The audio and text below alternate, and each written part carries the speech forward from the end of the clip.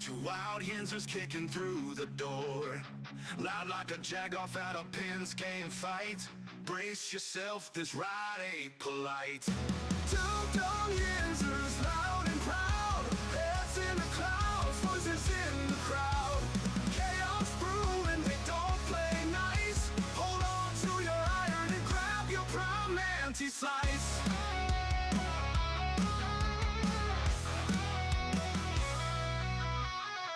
Tales from the burg with a hint of mayhem. Pierogi powered, nothing can constrain them. Knocking back stories like an icy cold brew. You never know what these two might spew. Two Dum Yinzers, loud and proud, heads in the clouds, voices in the crowd. Chaos brewing, they don't play nice. Hold on to your iron and grab your prime anti-slice.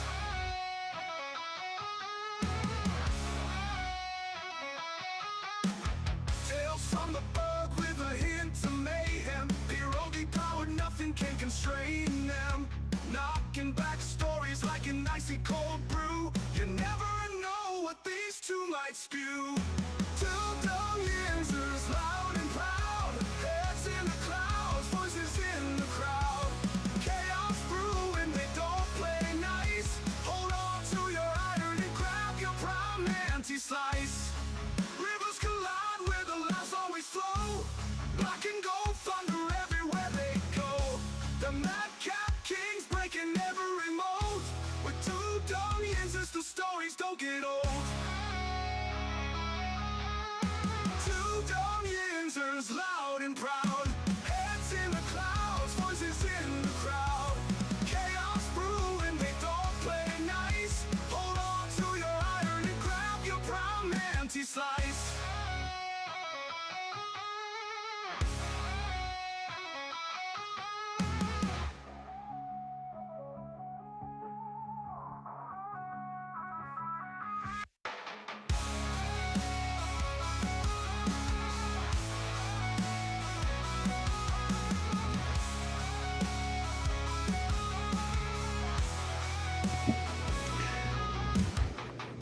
Hello, nurse. Good morning, everybody. Good afternoon, wherever you be tuning in from. Welcome back to the show. This is episode 955 of the Two Dum Yinzers. I want to say to everybody this morning, this afternoon, wherever you may be, welcome back to the show. I was looking at this article, Mike, before we came on today. I find this interesting because this is something that we are heading down the path for just in society, and something that would have just been imagination, if you will, to us growing up and even chilled just about 5 years ago. Little Caesars and Flytex launched the sky to drone capability of delivering up to 2 large pizzas and sides. A first for drone delivery. What happens if I make that order and some redneck shoots my drone out of the sky because it's on my land? And what happens then? That's what I want to know. It's going to happen because, again, at the end of the day, especially with youngsters, things flying around through the air. This is nothing that we've ever had before, just randomly flying about. And somebody somewhere is definitely going to shoot something down. I'm throwing a football at it if I am in between the ages of 5 and 35. Yeah. I'm launching I'm like Uncle Rico. I'm throwing a football over that mountains to hit that little drone and get me some free pizza. I'm not going to lie and say I'm above it all, because I wouldn't have been in my younger days if we had this out there. Hell no. And what's going to stop someone else with the drone coming in, acting like they're Tom Cruise in Top Gun and trying to shoot my shit down? I don't know. Probably within the last 10 years, they had this robot that was walking. I don't know. It was yes. All through Canada. It made it all through Canada. It got the whole way through Pennsylvania, and it gets to Philadelphia, and they decide to destroy it. So, right. Surprise. I give Philly a lot of shit, but I tell you what, well, they deserve it. Oh yeah, they do deserve it. But you don't know what that robot was up to. It invaded us, and they handled fucking business. They kept 10 toes down for the good old US of A. Yeah. So I give Philly a pass on that one. But yes, that would be the place where all those drones would die. And if providing we're all still alive here in 10 years, it's probably going to start looking a little bit like the Jetsons did, if you think about it, because there's just going to be things flying around. And also with these robots, you got to remember Rosie, like she was the maid. Mhm. That seemed to be a thing in the future. So again, all these people saying, "Where are the flying cars? Where I thought things were going to be like the Jetsons." Mike, again, if we provided if we're all still alive in 10 years, I think we're going to start seeing them things here in our lifetime. Like my parents, they said when they were in school, they had the film clips of the future, automatic production lines, flying cars, drones, robots. So now we are finally getting this, 50 years later, 70 years later, 80 years later. Um, I feel kind of cheaped out because I remember growing up in the 80s, being in school, saying we would have all of this stuff. Now it's taken 45 years to get here just in my lifetime. I feel kind of ripped off. Well, I'm going to be honest with you. People our age, I mean, we're always, stubborn at first. I don't need this. I got to be honest, man. If I get in one of these cars and I'm zipping around through the sky and I'm not, you know what I mean? If it's something that's doable and you get in and you're going to love it. You're going to be like, what? I got to get up to the mall that's 15 minutes away. I'll get there in 3. Yeah. Go up, get into, as long as I don't have to get into the FAA towers, I don't have to talk to anyone, just low enough to where we don't have to worry about that shit. Let's fucking go. I'm all for, my insurance premiums are going to go up, so that's going to suck, but, I'm willing to risk it. Guys, that's what we're up against. So again, and providing we're all alive and well here in 10 years, who knows what could happen anymore. This looks like again, Mike, because Little Caesars again, they have this technology. It's up to ordering up. They can order deliver two large pieces and pizzas inside. So again, when I was a kid, I remember sitting in my friend's living room and saying to myself, because we didn't have a car at the time or licenses, and he had said, we had to walk to the store, which was about a mile Yeah. and a half. And as a kid, you don't want to walk a mile and a half in the heat. You'd rather just get a ride. And I remember saying, if there was only just a delivery service that would just deliver things to you like pizza does, and they would bring you cigarettes or they would bring you pop or they would Yeah. bring you whatever. And so we were about 30 years ahead of DoorDash. If we would have Yeah. just been smart, Right?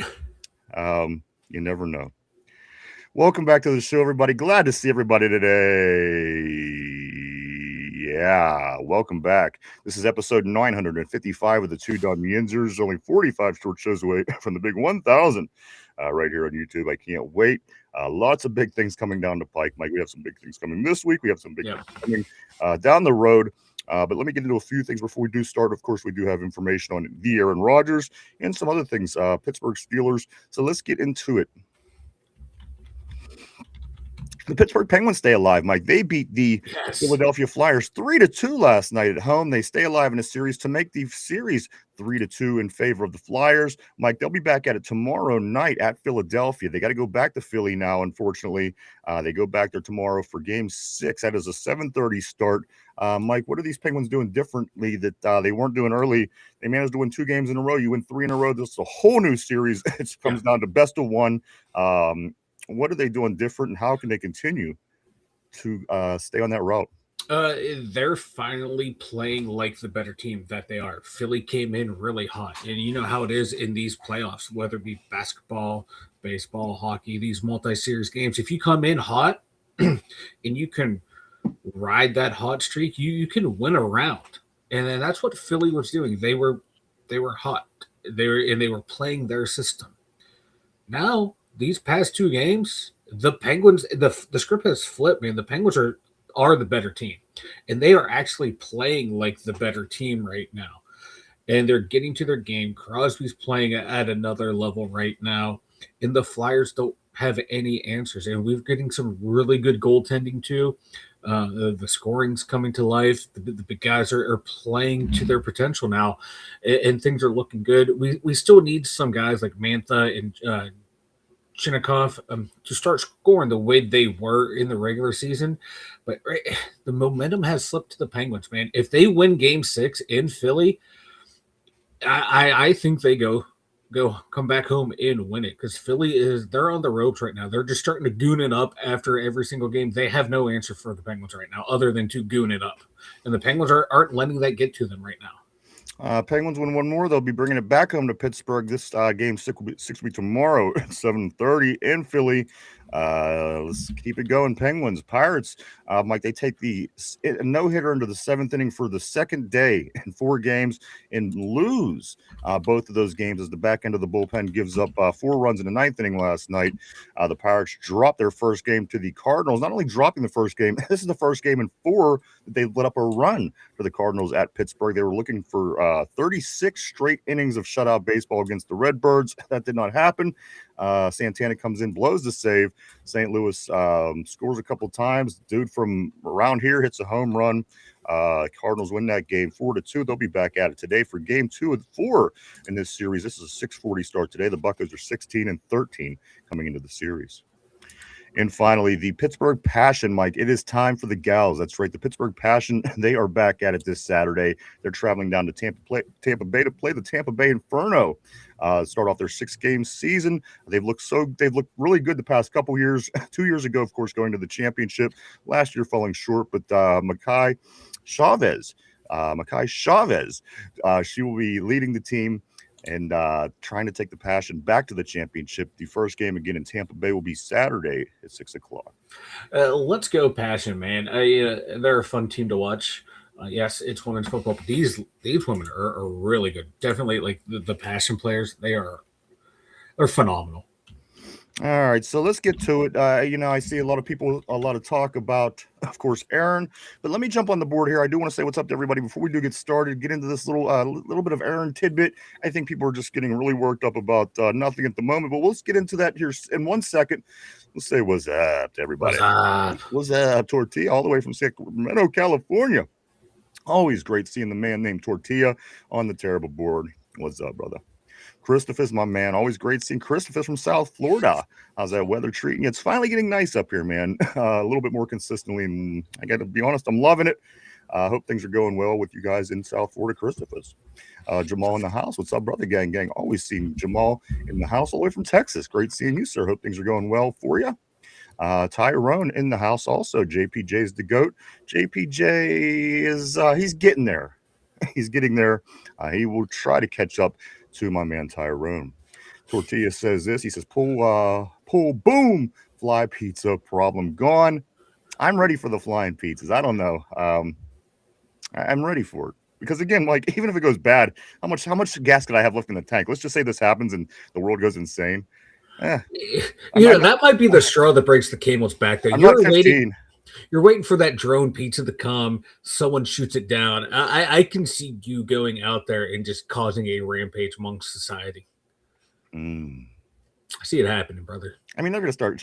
Listen, it's going to get bad. I don't care what they're going to start charging $50 to have an airdrop to you. I don't know. Hot and ready's $10. Here's what's going to happen. It's just the beginning. It's the beginning cursor of having millions of drones flying around, and you don't know who they are, what they're doing. I don't care for that. But again, I'm not 15, so I don't have to endure a whole lifetime of any bullshit coming ahead. But you know what? If we start flying cars around, I'm in. I'll do it. I swear to you, I'll fly some cars around. Let's get back at the board right here, right where Just Learning jumps on, and he says this: Steelers place free agent tender on Rodgers. They sure do, guys. That is, I guess, the big story of the day. We'll talk about that here in just a moment. Let's also say Tortilla. He says, I really thought I'd find out Colonel Sanders' secret recipe before World War III. Yeah. Let's also go to Somber. He says, yo, what's up, dude? Always great seeing Somber on a terrible board. Yo. Tyrone, he says, good job, Omar. Now A-Rod has to make up their mind. Ha, ha, ha. Somber says this: Steelers placed the UFA tender on Aaron Rodgers as a formality to protect their ability to get a compensatory pick in 2027 in the event that another team would sign him before July 22. Let's go here to Somber. He follows. I'm sorry, Christopher. My fault. Christopher says, here it goes. Sorry, Tortilla. Doesn't he still have until training camp, though? Somber says it's about next year's quarterback. They really don't care about Rodgers. Christopher says this. He goes, you guys realize no team could play man-to-man coverage on us anymore, right? They have to play zone, and Aaron Rodgers destroys zone coverage. So does Will Andrew. Somber says, upon further review, Dean Lowry has decided to take a little bit more time to work into playing shape. He did not take a physical, but he has been fully cleared from last season's injury report, says Rappaport. Tortilla says, "Oh no, we're going to call water milk." Fuck. Somber says it's okay. We have Rubio. Richard, always great seeing Richard Jankowski on the board. What up, Richard? Nice seeing you. Good morning to you, sir. Christopher says Jeremy Bernard is better than Deontay and is similar to Antonio Brown. Listen, I don't know because I haven't seen him play in the pros, but I hope you're right. Somber says this. Whoa there. Yeah. Ty says Bernard Bernard Beast. I wouldn't compare him to AB yet, but I love our wide receiver core. Finally, let's go here. Tortilla says this. I would invent a flying oven and put Big Flying Pizza out of business. You know what? That's a Tortilla comment, but that's also a Cody comment too. I would expect that, right? Yeah, for like, one of those two. Cody's like, screw delivery pizza. Let's just deliver the whole oven. I'm going to deliver the store. Let's deliver the whole brick and mortar. That would be a Cody comment. That would be Cody for sure. RB, my man. He says this. Curious how we know Will Howard and Drew Aller destroy any sort of coverage. We've never seen either one of them take a snap in the NFL. Speed of the game is 100% different than college or the NFL practice. What's up, RB? Great seeing you, bro. Let's go right here to Tortilla. He says, happy poop. Yeah,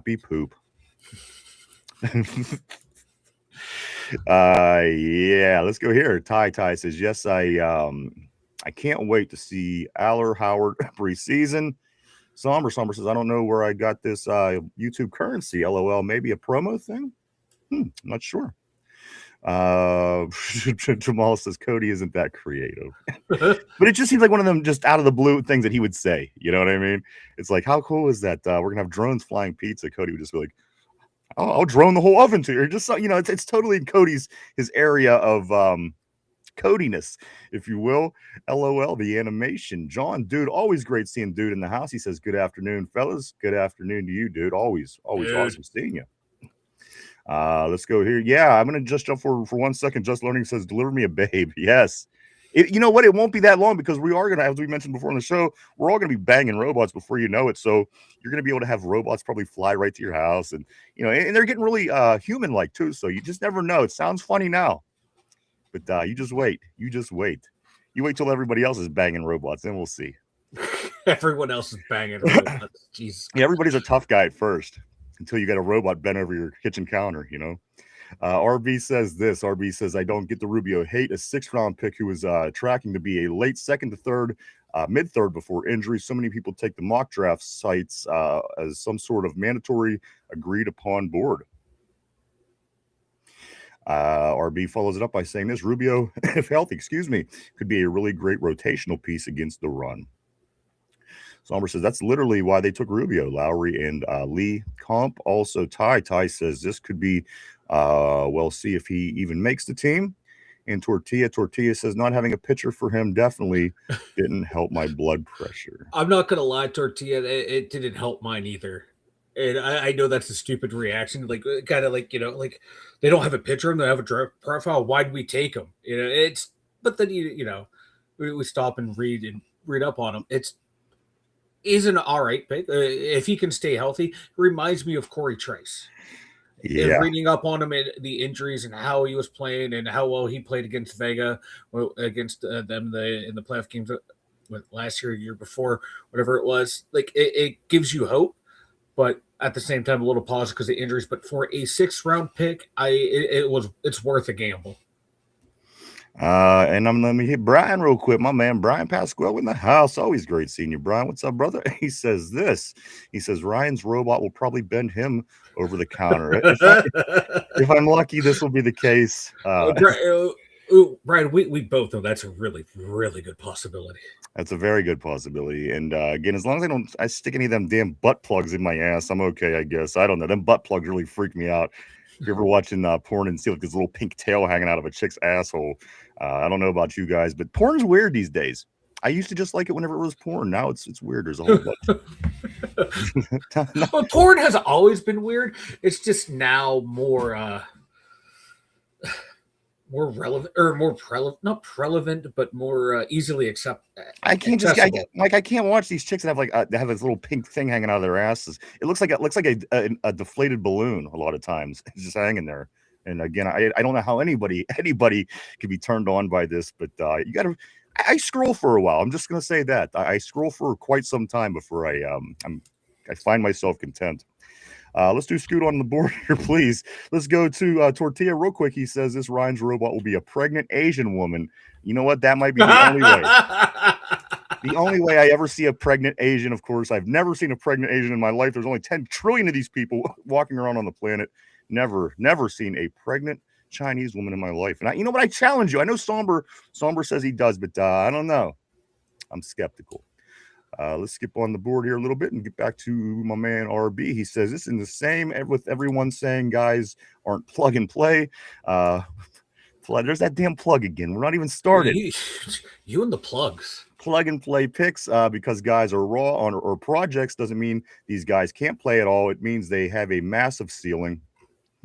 Cody is in the house. Cody, what's up, brother? He says this, Mike. He says Mike's robot is going to be Drew Aller. As you see, Cody. Number one fan, Drew Aller. And if that robot is Drew Aller, I will be happy. Christopher, he says this, guys, you really have to suck as a quarterback if you can't have success with the receiving core we have. Our wide receivers and tight ends are awesome. I hope you're right, dude. I mean, everything's looking good so far. But I got to be honest with you, everything looked good last year. And everything looked good the year before. I mean, when Russell Wilson came here, we were all excited. We were like, oh, we're going to win football games. And things look very similar. And then last year, we were like, oh, look at all these pieces we put. And again, very similar. So again, people could say players, people could say coaches, whatever the answer is, we're going to get an opportunity to look at a whole different project this year with new coaches, new players. So again, we'll find some things out about the Pittsburgh Steelers. Let's see if they could get back in their winning ways, at least in January. I think everybody's hoping for this. Let's go to Cody where he says Tater is Miles's butt plug. Tater is Miles Skinner's butt plug. Oh. Cody is in the house. Somber says, good morning, Cody. Christopher, our offense is going to average 40 points a game. Cody says this, Somber impregnated a few of them in his 60s. Let's go up here to Ty. He says, I'm happy with this A-Rod BS. We own him now. And then Tortilla says this, Ryan might be safe if it is Alar. Also, Tortilla says, I mean, Mike, damn it. Mike, let's get into this talk a little bit about Aaron Rodgers. First thing I seen this morning pops up and says this, Steelers placed the rare right of first refusal tender on Aaron Rodgers, meaning that he could accept a 10% raise off last year's salary, which would pay him about $15 million this season. If the Steelers Steelers also now will have the right to match any offer sheet he would sign with any other team. As another condition of tender, Rodgers would only be able to sign with the Steelers once training camp begins. Let me just scoot along a little further here. Also said this, as of 4 p.m. on Monday, lost unrestricted free agents no longer count in compensatory formula. However, now the Steelers have issued the rare URFA tender to Rodgers. Should he sign with another team, the Steelers will get compensatory value for losing him. Should Rodgers not sign a contract by July 22nd or first day of camp, the Steelers will then have exclusive rights to Rodgers, and thus he can only sign with them. Mike, explain to us in layman's terms what all this means. Kind of like Tyrone said, we own him. Like he is ours.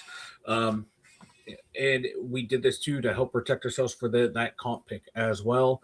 Like Somber saying, to make him around like a fourth, fifth, sixth round, fourth or fifth, probably comp pick in the formula that's out there, depending on who we signed and whatnot. I like this move, and the way the Steelers have been building this team. And then this move right here shows that, okay, plan A was Aaron Rodgers. Plan B is going to be one of the three other quarterbacks we have on the roster going for developing the two, maybe starting one or not. So this move right here just protects us definitely for the comp thing. And just because, give us an extra pick in 2027, because I think we're down to pick via trades. And that kind of tells Aaron Rodgers, you're either going to be a Steeler or you're going to be retired, because a team will have to work out a deal with us. So a smart little bookkeeping move by us, and it's very rarely used. That's telling me Aaron Rodgers is either going to be a Pittsburgh Steeler or he's going to retire. Yeah. So we basically we're kind of putting him in a position here, aren't we? Yeah, it's we're forcing his hand. Like, hey, do you want to come back or not? Like, So this tells me, Mike, that it's possible that they don't know what's going on with Aaron Rodgers, where a lot of people just yeah, assumed that you know what, how can they not know something? They communicate a lot. Mike McCarthy is a good friend of his. They played together, they worked together, blah blah blah blah blah. And that was the speculation, and a lot of people that were catching a lot of hell by saying that Aaron Rodgers kind of has the team handcuffed in a way. But at the end of the day, I think that this kind of shows the Steelers maybe don't really have an idea what's going on with Aaron. And again, kind of putting him in a position, Mike. So I don't know where to go yeah. with this now. I was kind of convincing myself that they know, they know. Or they, they had an inkling, and then they had their dates. Like, hey, by this time, like, hey, for respect for what you've done in your career and what you did with us last year, we're going to give you time. We're going to give you time. Okay, now you forced our hand. You've used up all your goodwill with us. It's either you're going to be with us, or we're going to force a team to have to trade for you. So this is this is it, man. This is the red line in the sand. Like, you take it or leave it, because we continue to build this team um, for a quarterback of the future, and we have potentially two of them on the roster. There you go. Take it or leave it. All right, let's get back on the board, guys. I do want to say thank you so much yesterday for everything, everybody. We were up over almost near 1,000 messages.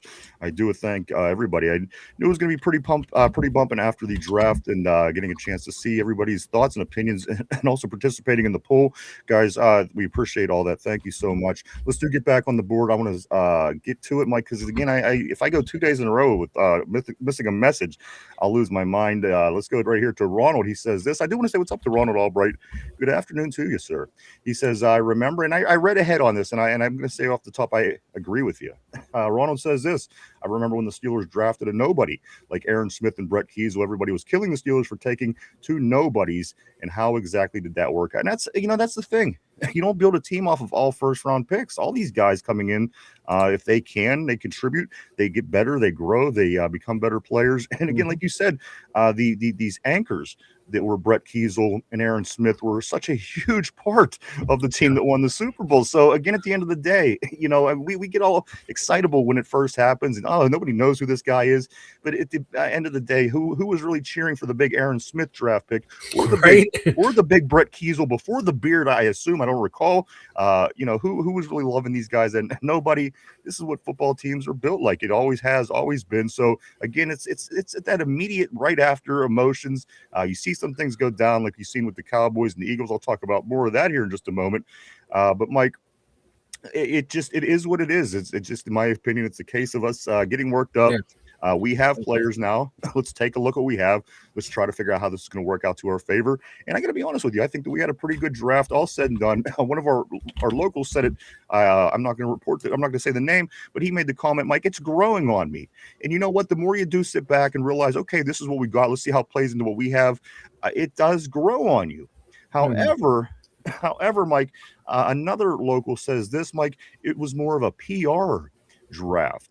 If you will, by taking the kick returner early, by grabbing Drew Aller with your first third pick. It would seem more PR than we were basically going off of needs, grabbing wet gen.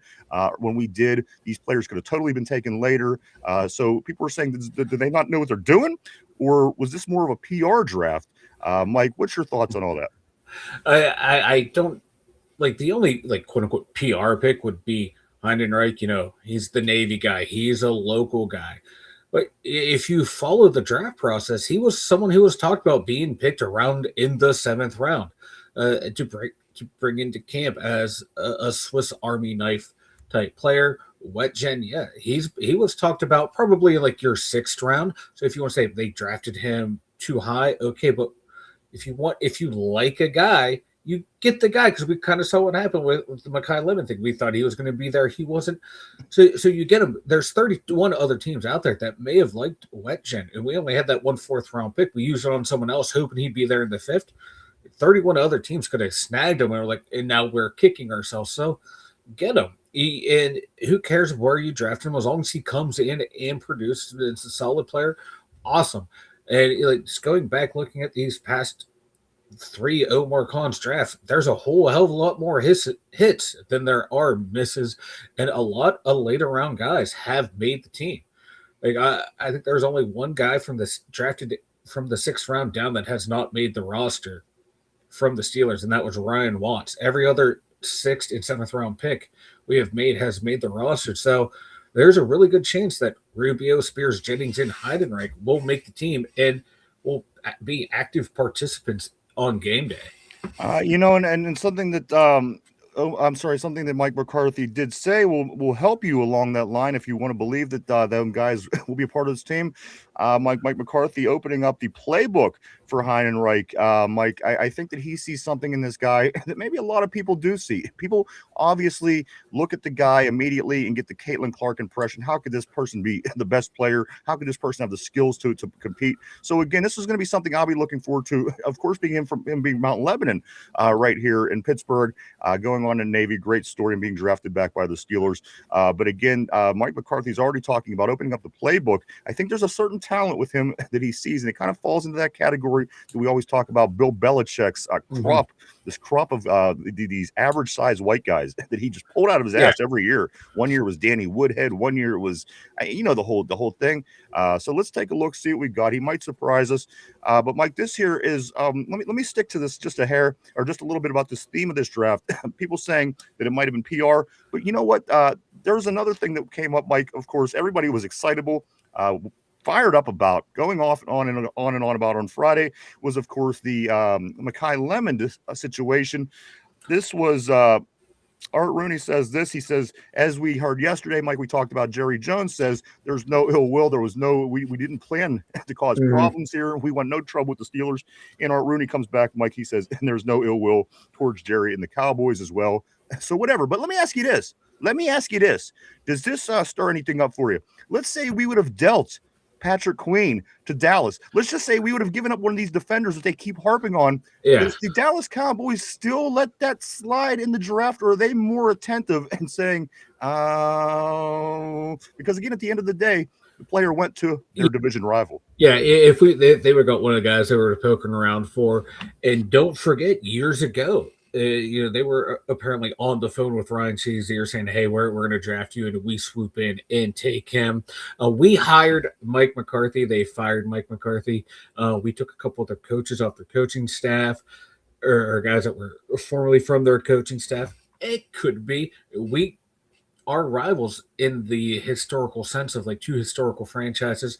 We have the upper hand on them in the Super Bowls, like what, 2 to 1. You play them once every 4 years, so that's totally irrelevant. But there's owners compete against each other, and Jerry Jones has been around for a long ass time, so he's probably a little stick to him if you can. But it's kind of weird that you're going to make a trade with your own division rival, because usually if you're going to do that, you want to know like, not what player you're picking, but what kind of position. If you're scooping up in here, what position are you thinking? And if they're saying a wide receiver, why would you go? Yeah, we'll let you come up here and add to that receiving core. It's weird all the way around, but this is what makes sports fun. 3 organizations that 2 are rivals, Steelers, Cowboys, quasi rivals. What's really going on behind closed door? Who's trying to screw who over? It's what makes sports fun. I'm gonna just wrap up the Dallas Cowboy talk today because I'm already tired of thinking about them, Mike. But I do want to say this: if this helps you at all, and this may help, Juan Valdez-Scantling is signing with the Dallas Cowboys. That's right, MVS. Ooh. He was here last year for briefly with us, Mike. He is signing with the Dallas Cowboys. So there you go. If you're trying to figure out the bottom of our wide receiver room, he will not be included. MVS is signing with the Dallas Cowboys. Horrible pickup by them. They're going to find out. They seem, they seem very desperate right now. Dallas just the way they just go on all off season about we want this guy, come on, give us this guy, and nobody's helping them. And then they turn around and bring in MVS. Yes, they do have some good receivers. Obviously, they had some nice draft picks, but at the end of the day, they're sure playing the desperate card. It feels to me, but maybe that's what 30 years of not making it to the NFC Championship game can do to a team. Yeah, they're very desperate, and there's still conflicting reports. Like, did Pickens sign his franchise tender? Did he not sign it? And if he did sign it, like, is he going to play? Are they trying to extend him, or are they going to try and trade him? So, excuse me, they still have a lot of drama going on there and a lot of uncertainty in their receiving room. And to think if MVS will replace anything George Pickens did, whew, that's crazy. Mike, so let's again. I'm done talking with Dallas. Fuck them. I already shit this morning. I don't want to think about it anymore. Yeah. So let's get back to Aaron Rodgers here. Now, Aaron, he so with this all going down, what do you expect next? And again, this kind of threw me for a loop because I'm at the understanding that I kind of had an idea what was going on with him. But again, this move here tells me that the Steelers aren't as in it with him as I thought they were. Yeah. What's the next step in this process for Rodgers? Again, July 22nd. Is that July? Is that what it is? July, not June, correct? Yeah, I believe so. Yes, July. I mean, that's a long time to not have your quarterback, but it is the start of camp. So whatever. I'm like, at the end of the day, what do we expect now from Aaron Rodgers moving forward? Because we have 3 months. Yeah. Because this is April 28th, May, June, July 20 something. Like that is still almost 90 days away, and getting damn close to the beginning of preseason, which we know Tomlin didn't play him in the preseason. We don't know how much the new coach would, but Mike, again, what's the next step for Aaron, for the Steelers, and what you see happening with this whole situation? For Aaron, it's probably going to be more of the same of Aaron Rodgers, of him just doing whatever the fuck he's doing right now, hanging out with his AI wife, going on some ayahuasca trips, enjoying seeing his name bantied about. Maybe make a couple appearances on the Pat McAfee show. But for the Steelers, it seems to be just going to be business as usual. Okay, plan A might have been, probably was to, hey, Aaron's coming back. Cool. And we have a developmental quarterback. And then as the draft process went along and you're not hearing Aaron Rodgers and he had not signed, okay, we're going to draft another developmental quarterback that we like in case you don't come back. So now we have 2 young guys to potentially start, and we have a veteran to start that could hopefully run this offense well enough to where we can win some games and rely on our defense like we've been doing for a while now. But hopefully this offense will score a shit ton of more points. And that's where the Steelers are right now. They're going to go into these training camps. Hopefully, like, Will Howard's going to get a lot of looks because he's been in the system for a while. They kind of know what they're going to get out of Mason, and then you keep working with Drew Aller. So you probably operate under the assumptions that Howard and Rudolph would be the ones fighting for the starting job while Aller develops in the background. And that's probably going to be their approach. It's just interesting. Let's get back on the board, see what everybody got to say about it. We got a lot to get into today. We do have a lot to get into, but I do want to say this, Mike. I don't want to go any further without wishing everybody a... Madam, I request that you immediately send me pictures detailing your beautiful bosom in support of the national holiday known as Titty Tuesday. Titties and tacos. That's right. It's Taco Tuesday. Baby. It's Titty Tuesday. Let's get into it, guys. Back to the board. Great to see everybody today. 2 Dum Yinzers. Somber says this plus 15 million would make him a 4th round comp pick and so on. Also, RB says this, Mad Max is raw, but as we stand today, he is already better than Dan Moore and Dylan Cook, he says. He probably is already better than Broderick. He could be a top 3 right tackle, but is going to need work and time. Tyrone says this, smart move since he wants to take 50 fucking years. You know what? That's right. That's where I'm at now. Because again, I thought I had an idea. Now I don't. I'm pissed again. Let's go to Jamal. He says this, he is a baller, so I won't argue that. I think that's Mad Max he's talking about. Let's go to Cody. Cody says, if the robot maids get pregnant, I'm going to have 50 robot kids from every robot race, and I'm not going to take care of any of them. Cody living out his 1950s traveling salesman fantasy. I like it. I got to be honest with you. Let's move on right here to Tortilla. I want to see Max and Darnell do the Oklahoma drill. It might cause a black hole. You aren't kidding. That is a couple of big guys, man. Let's scoot along here too.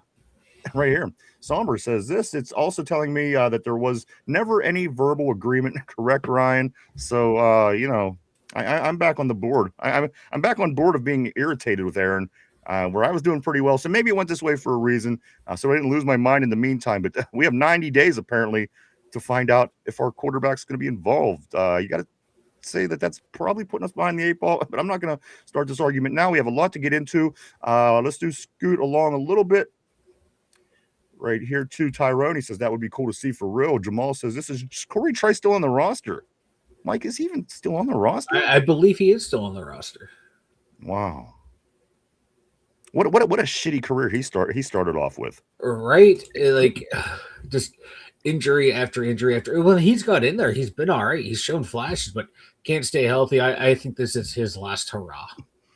It's unfortunate because I like Corey Trice from day one. I liked his size. He's rangy. I thought he would have been perfect opposite side. Yeah. JPJ, had he been able to come along, but that never happened. And you know what? To be honest with you, injuries didn't let that come along. So unfortunately, Mike, I think you're right. Corey Trice, unfortunately, he's on the roster, but unfortunately, we're probably not going to get what we want out of him, which stinks. Mike, I would have loved to have Corey a big part of this. He had that nice interception in the end zone a couple seasons ago. I thought we got our guy. We have a guy, maybe not the guy for over there, but we have a guy, and he's not. He didn't even make it to being a guy, so that's unfortunate in my opinion. And that's why he fell. He had like 3rd-round grades on him, but the medical dropped him down to 7. And you roll a dice on someone like that. Let's go to Christopher. He says this: we didn't look good last year. All teams had to do was double Metcalf and no other. And you know, and that's obviously not the point I was trying to make. The point that I was trying to make was we did bring in all these superstars. We did bring in DK, which at the time we had George Pickens. We did bring in Jalen Ramsey. We did bring in Jonnu Smith, and we did bring in Aaron Rodgers. So again, people were feeling up. They were feeling optimistic. And at the end of the day, you know, we leveled out. We finished 10-7, basically where we thought.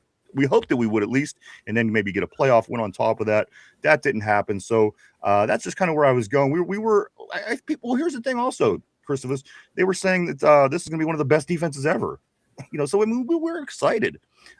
We were feeling that they were going to do well, and they did well enough. But again, at the end of the day, we certainly want to see improvement with our squad. Tortilla says he's in the hospital. He's saying, I don't know if he's talking about, I don't know who, Corey Trice. I don't know. Who's in the hospital, Tortilla? RB says, I think the play here is being tendered. He can participate in off-season activities. I believe tendered guys can be around. Yeah, I looked it up. They can do, I think it's voluntary workouts, but not mandatory workouts. Let's go here to Cody. Cody says, Aaron is a bum. I need to take the clip off my workout playlist and add it to the group chat. Also, let's go here to Tortilla. He says, yeah, I don't think Rodgers is going anywhere. Yeah, I don't see any teams trying to steal him off us. I got to be honest. Let's go to Christopher. Christopher, yes, Corey Trice is still on the roster, and he looks good. I hope so. I hope he plays well. Again, it's just been a disaster to this point for his career. So unfortunate. Cody says he's a bum. Let's go here to Ty. Ty says, well, now he has no choice. It's either Steelers or retire, old fuck. Cody says Mike was cheering for Deontay Johnson. He was at one point. I was cheering for Deontay Johnson. He loved the way he ran backwards. I loved the way he ran routes forward when he caught the ball. Let's go here to Jamal. He says, I can't wait to see him on the field. Jamal says DEI draft, which again, there was 5 white guys, so he might not be wrong. Out of the 10 picks, they did manage to get 5 white guys on the team. So maybe and your philosophy, Ryan, is you know, limit the white guys to the O-line. That's right. I sure as hell don't put them in the other positions. Let's go. I see Tater. What's up, Tater? Tater, of course, the resident Browns fan from across the pond. Yeah, that's just bizarre, but there he is. It really exists from, I don't know, Scotland or Ireland or England, wherever the hell he thinks he's from. There's Tater on the board, the big Browns fan. Jamal says, shut up, Tater. Just shut the fuck up. Cody says this: if we had Deontay Johnson, Drew Aller, Mike would be over the moon. I would be ecstatic. My nipples would be hard. A lot of things on my body would be hard if I had Drew Aller and Deontay Johnson. Somber says this: I actually wanted Aaron to come back because I know if he doesn't, it's a real possibility to start Mason until he has up so bad we put a rookie in, which will be week 3 if I had to guess. Somber says this. He also says, I physically can't watch Mason. It hurts my. He's tough, dude. I'm telling you. I get that same vibe. I think Mike always looks at me like I'm insane, but I just, when I watch him, it makes me insane. He makes me nuts. He really feels like he's stiff to me. He really, I don't know. I have a hard time watching him. I just do. I just do. I have no real rhyme or reason. I just do. That's fair. Let's go to Christophus. Do you guys do you have as much money as Corey Trice? If not, then who's a bum? Who called him a bum? I'm not sure. Let's see. Let's go here to Tyrone. Anybody but Mason. I take Derpy over Mason. Jamal is saying Derpy over Mason. I don't know if anybody's taken Derpy over anybody ever in the history of Derpy, but there you go, Mike. Derpy. Ty or Jamal. There he is. Look, you can't tell me he can't be a guard. Look at that. Look at that belly Guard hanging out. right there. Come on. Right, like you imagine the battle that Derpy and James Harrison would be having at training camp. That would be a battle of the ages. Triple D. No triple D there. Let's go right here to RB. Says no one would have believed that Bredesen was going to go where he did, including the Steelers. Nowakowski was a great consolation pick prize, but no one would have predicted fullback in the 5th. And I was reading this morning, Mike, that Mike McCarthy is excited. He's excited about that pick because he loves to use the fullback in his offense. He likes to do a lot of different things, a lot of different looks, and having the fullback involved. So this player could be involved more than some people are even giving credit for, or even thinking about, because you got to remember Connor Hayward is now in Las Vegas. So we're trying to fill that void, Mike, of that fullback position, and knowing that Mike McCarthy likes the fullback position, we might see more out of this kid than originally thought when he was drafted. Yeah. I anticipate to see a lot of him playing fullback, H-back, a little bit of tight end here and there. He's going to be used to do all the, like you said, all the dirty stuff. He's a more athletic, more polished Connor Hayward. Meatwad 2.0. But they're saying that he don't run the ball as well. He said Meatwad does better with the ball in his hand, where this guy would be better in more blocking situations, which a fullback should be. Yeah. But so if you're trying to compare and look at the comparison between him and Meatwad, you would have to say, as far as it's being reported, Meatwad is better with the ball in his hands. And again, he doesn't do it much, but when he did it, there was no mistakes. It wasn't like Meatwad was fumbling the ball. He was able to convert short. Things that so again, that is just something that I'm seeing reported, Mike, if we're talking about that fullback. Let's do stick on the board here. I'm going to go here to Somber, where Somber says this: Cowboys essentially fucked themselves. That's all I can say about that situation. You're right, and that's what makes me think that they didn't do it on purpose, because why would you put yourself in that situation, especially knowing the Phillies good anyway and having the weapons that they have, and win the division basically all the time over Dallas. So I tend to believe that narrative, Mike, that there wasn't a big conspiracy against the Steelers. Did Jerry Jones know the Steelers were on the clock? Got that phone call from Howie Roseman. He's like, "Hey man, it's Howie from the Eagles." He's like, "The Steagles? The Steagles are back. I'll trade with the Steagles." I think he had like a case of like dementia kick in there. He was training in the 1940s. Got confused. You know what? Let me go back right here, because I did find the note that I have. Mike, Steelers pick of the glue guy, of course, Nowakowski, Riley Nowakowski. It says analysts say that Steelers. Okay, he was one of the Steelers' favorite picks, is what I'm trying to say. Yeah. He's a fullback. He's a weapon that's a fullback. Mike McCarthy generally likes to use fullbacks in different ways. So that was what I was basing that off. So again, some little scoop on that. And again, Mike, that was Connor Hayward. You don't like to admit it, but he was a big part in certain ways. Those little things that he did well, he didn't make mistakes. And at the end of the day, that's important. Yeah, you need. Not everyone's a high-end athlete out there.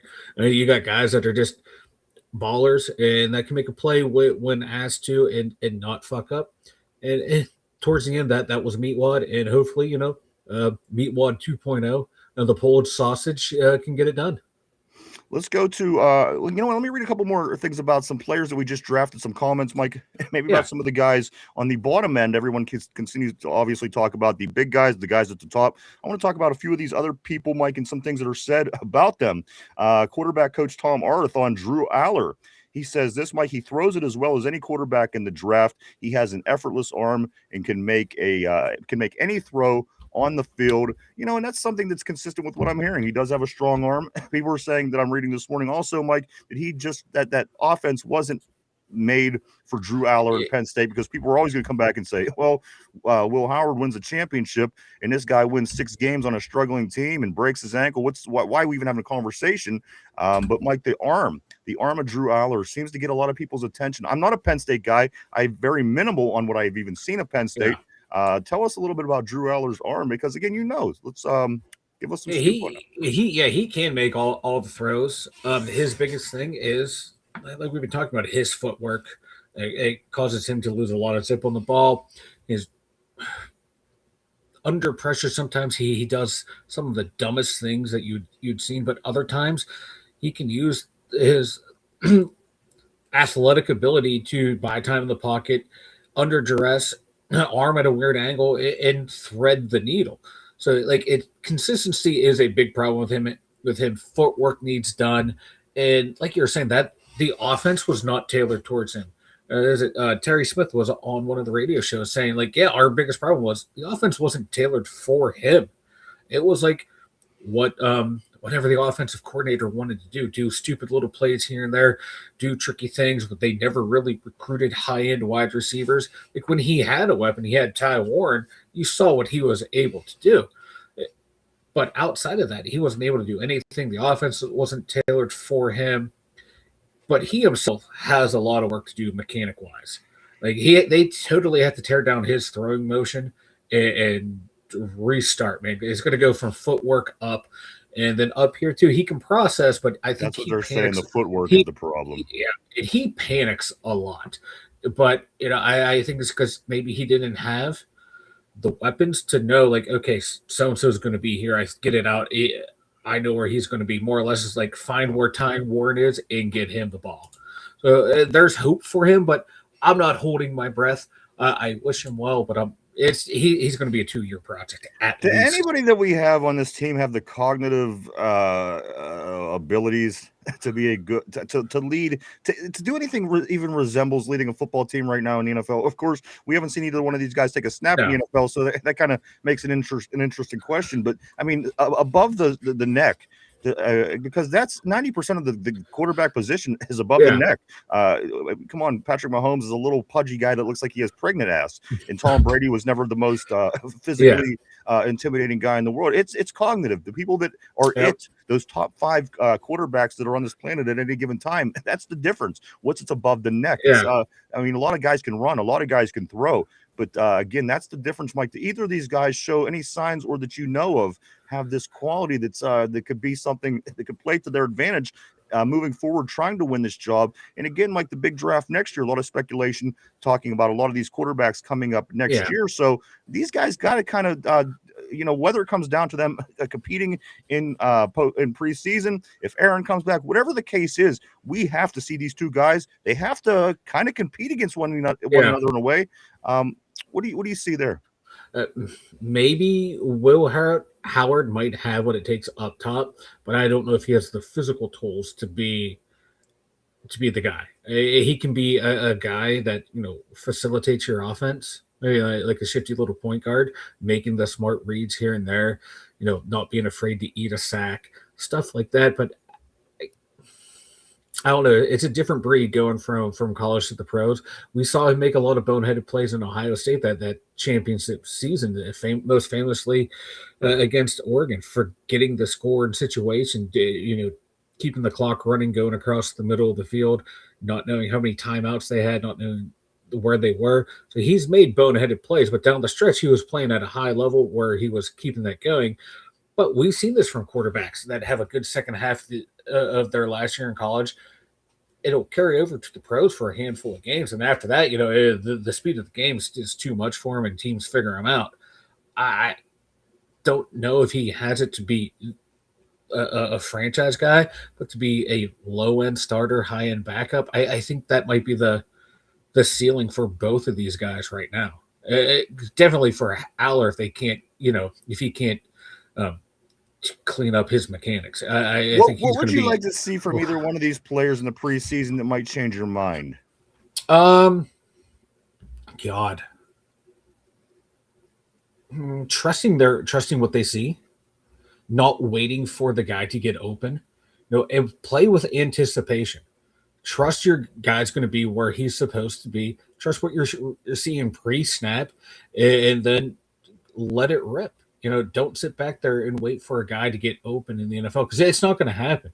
In college, like coming from Ohio State, you've had how many first-round wide receivers that you're throwing to, going up against future car salesmen and insurance agents to where they're 4 or 5 yards of separation. You're not going to have that at this level consistently. So I want to see both of those guys trust their pre-snap reads, trust their receivers to get where they're going. And, if things flash by you so fast, just trust that they're going to be there, play with anticipation. That's what I want to see. That's part of the mental aspect of it. Because if they don't have that, you can have the best mechanics in the world and you're going to play like shit. Let's move on the board, guys. Keep them coming. A lot of things coming up today. This show is all about you, the voice of Steeler Nation, baby. Keep it coming. This is where every voice is heard. Let's jump right back on right here where Tyrone, Christopher says, no NFL player is a bum. They get paid millions. Ty responds and says, when we say bum, we mean on the field. RB, I think 2 fourth-round picks to move back a few spots and still get your guy seems like something I couldn't pass up for Dallas. Let's go here to Mark Malone. Always great seeing Mark Malone on the terrible board. He says they did us a favor by keeping us from drafting Lemon. I agree. Hey, listen, he's not the only guy in the draft. That's, at the end of the day, people are calling this whole thing a failure because they didn't give Micah Lemon. Well, guess what? You didn't plan on getting him in the first place. You really didn't expect him to be there. So you know what? It all kind of played out the way that it was supposed to. Beyond that, again, I don't know what to say. There's not much we can do. Yeah. So, it was the prize that you were, it was the pipe dream of like, I'm going to win the Mega Millions. Yeah. And then the numbers were starting there. The numbers were getting there, and the last one didn't fall to you. But man, I still won $100,000. Okay, you won $3 is what you won. Damn it, you won $3. No, I'm just playing. That's what I would win. Let's do scoot ahead right here where Somber says this, and now they face Lemon twice a year. Good job. That's what I'm saying. I don't feel that it was malicious. I just think Dallas is dumb. The Cowboys, again, like the one team in the NFC that has not been able to figure out how to get back to the NFC Championship game in 30 years. Every single team, the other 14 teams in the NFC have all been to the NFC Championship game since the Cowboys had been there last. And you know what? That's kind of it's embarrassing because, again, they're a team that has a lot of clout like we are, and they got to be embarrassed. Get your ass together and do something. 30 years. I mean, that's some people's lifetimes, for crying out loud. Let's go here to Tyrone. He says this. Ty says, exactly. I'm going to laugh when he gets 10 catches, 200 yards on Dallas. Cody, that's also what happens. That also happens when you help division opponents get better.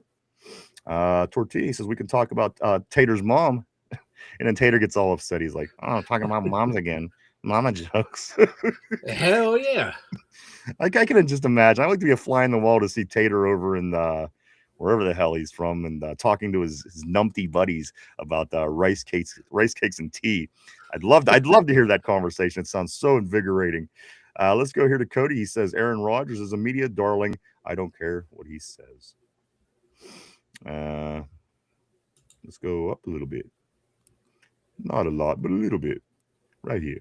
Somber says this, regardless of who the quarterback is this year, Howard and Aller both have 1 year before they take another quarterback. How do you evaluate 2 rookie quarterbacks in 1 year? And that's a very interesting way to put it, Somber, because it's basically 2 rookie quarterbacks. So it's going to be something. It will certainly be making headlines this summer. We will find out which one Mike McCarthy prefers the most based on reps. I just had that feeling. Whichever one he prefers at the moment, that's the one you're going to see getting out there more and more. Let's go here to Tyrone. Very important question. Mike, I got to say, this might be one of the most important questions I've seen on the board today. Tyrone says, did somebody say tacos?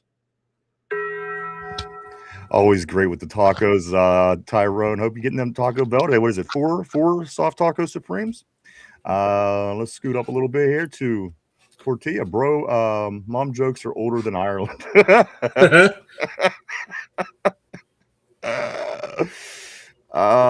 Christophus, he says this, if you want to see how good our quarterbacks and draft picks are, meet me in Latrobe for training camp. Christophus will be in the house. In Latrobe, you know what? I might have to go just to see Christophus. He's coming all the way from South Florida. and I can't make the trek to Latrobe, maybe I will. Maybe I'll go up and hang out with Christophus this year. Let's go to Jamal. Jamal says, "Laugh my ass off, robot maids." We're not far. We're not far off. I'm seeing we got a Roomba. I'm saying we have the Roomba, but I'm seeing between China and Elon Musk, they already have like millions of these things made. So who knows what they have planned for us next?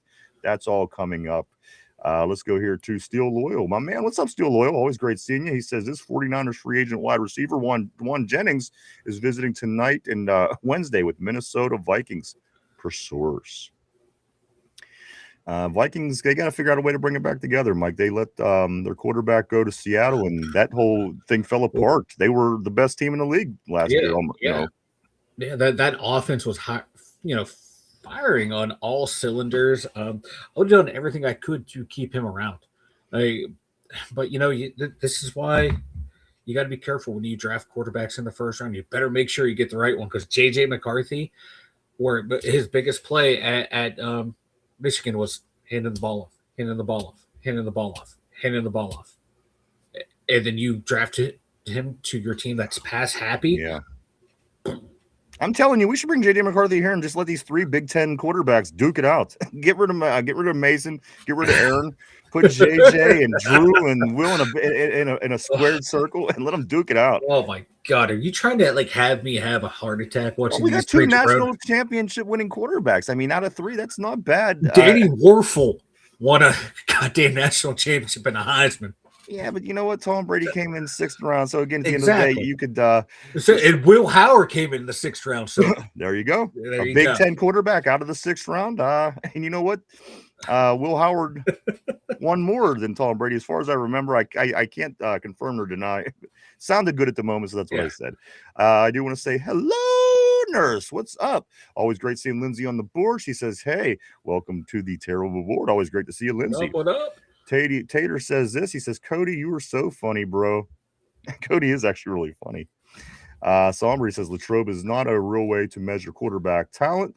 Tyrone says Juwan Jennings visiting with the Vikings. All right, that is happening. That is happening. Sosh, what's up, dude? Always great seeing Sosh all the way from Switzerland. Switzerland sounds like a wonderful place to be this time of year. But I wonder what the weather's like over in Switzerland this time of year. But Switzerland always sounds nice. Just certain places sound nice. Switzerland. Does sound nice. What's the one place that everybody goes to smoke weed? The thing nobody even talks about anymore because weed's here. But it was the Amsterdam. Amsterdam's in the Netherlands. That always sounds nice. I like to go there. Let's go. I do want to say what's up though. Welcome back, Sosh. Great seeing you. Ty 2490, Lindsay 9024. Let's go here to Cody 6969, 9669, Somber 69 420. Let's go to Cody. That's your go-to. Richard says this. It's sad that Trice couldn't stay healthy. Aaron Rodgers' drama is unnecessary. How hard is it to say that you're playing this season? It's not like he's going to show up for minicamp. I know. That's kind of where I'm at. It's not the pickup league here. It isn't like I might be down to play. All right, yeah, just go ahead and play without me, guys. There's kind of a lot riding on this. It's not just about him. This is a business, and money's being made, and lots of money's moving around.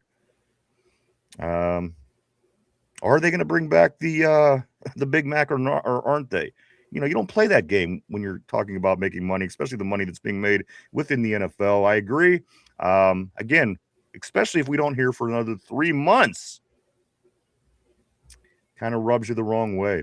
Let's scoot along here. Loyal Echo, that is Tyrone. Let's go to Ronald. Ronald says this, and for the wet gen in round 4, well, I remember the Chargers getting crucified by so-called experts for taking a small gadget player. His name was Darren Sproles. Maybe some of you should Google him. But for every Darren Sproles, there are a lot of guys that are too small and they don't make it. You know what I mean? But point taken, Ronald. I totally remember Darren, and great point that was made. Let's scoot up here. Steel Loyal says, scroll up Tyrone. Lindsay says, I'm not watching Mason at all. She says, I'm not even watching him. Ty Mason sucks. Mark Malone, the Magnum, is getting warmed up. Mark Malone is the guy who's keeping the single guy that's keeping the hope alive for Mason Rudolph. Somber says, not Derpy and Devo. That's a buddy cop movie ready to happen. That seems Derpy like and Debo. that should be like a VH1, one of those reality shows. Derpy and Debo. Well, Debo's working out 5 times a day. Derpy's eating more than any man could He's ever just sitting there fathom. topless eating fucking Yeah. chicken wings. And then Devo makes him shave his back. I would be so into that. I would I would be glued to the set. Oh boy. Let's go here. Mark Malone. He says this in a McCarthy offense, Magnum will be dangerous. I thought he was gonna be dangerous in the Artie Smith offense. That's what I thought, but I wasn't gonna say anything. Cody says Mason Rudolph turned that elite Tennessee Titans team around. You know what? Let me tell you a little bit of something about that Titans team. It is about the halfway point of the show, so I was going to wait till halftime to say this, guys. Get this. The son of WWE star Scott Steiner, Brock Rechsteiner. He's a wide receiver. He was a wide receiver in college, Mike. He signed with the Tennessee Titans. That's right, Scott Steiner. Wow. His son, Rock Rechsteiner, signed with the Tennessee Titans. So if you are again with wrestling last night, if you're into wrestling at all, you will make that connection. Scott Steiner's son plays for the Tennessee Titans. They're really surrounding Cam Ward with top-notch receiver talent. They ain't got an offensive line. He got Carnell Tate, a guy gambling, and Scott Steiner's son running around the field with the steel chair. Yes.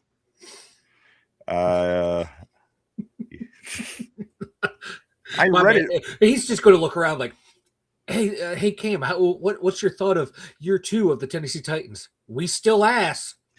You know, it threw me off at first because I read it as Scott Hall, so I was thinking that it was Razor Ramon's son, but it's Scott Steiner.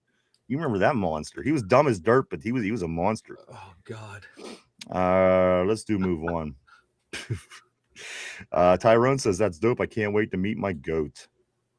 Tyrone also says I want to meet JPJ, TJ, J Ram, and Bernard. I'm really excited about Bernard, dude. I really am.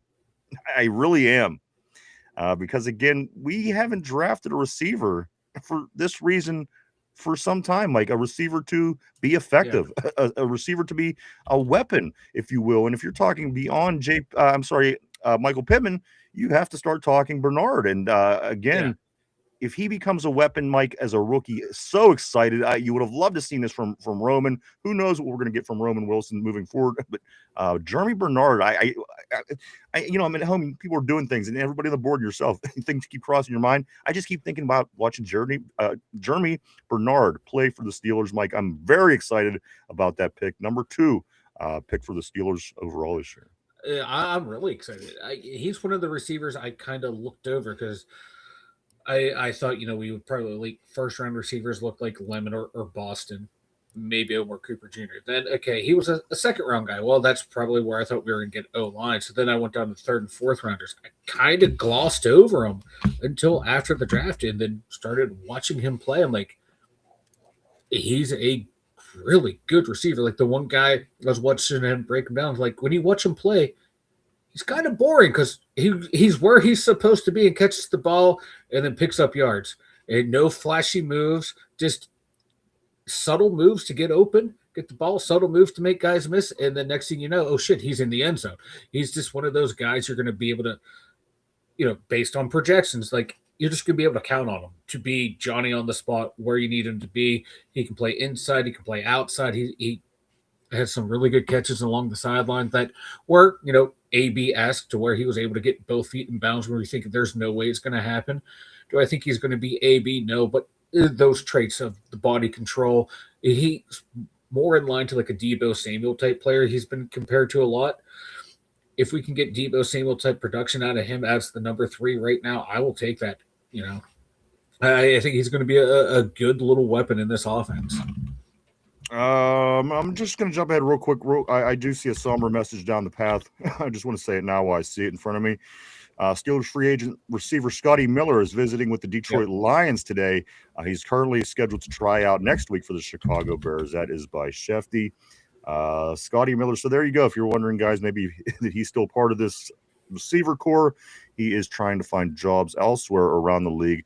Let's get into some more. I do want to say this real quick about Jeremy because I love the name Jeremy. Come on. Jeremy, guys, he says this. He says it feels just like home here in Pittsburgh. He says thanks for bringing me to the Pittsburgh. Thanks for bringing me to the Steelers. So Jeremy Bernard is on his way, Mike, to great things. Hopefully here in the Berg. He's excited. I'm excited. I think Pittsburgh is excited. I think that everyone's love affair with Mekhi Lemon might finally be starting to fade away. Yeah. But at the end of the day, when you think about what we're going to get from Jeremy Bernard, and again, he's going to come up, and he's behind DK, and he's behind Pittman. So as these guys move on another year in their career, another year in their contract, he's going to be the guy that is going to be our number one eventually. So yeah, you hope to see that from the player, that ability in what you might believe that we're going to see from him in the future, Mike. So again, he's a big part moving forward. You just hope that he has it up here. I think so far that he does. There's no reports that he's a maniac.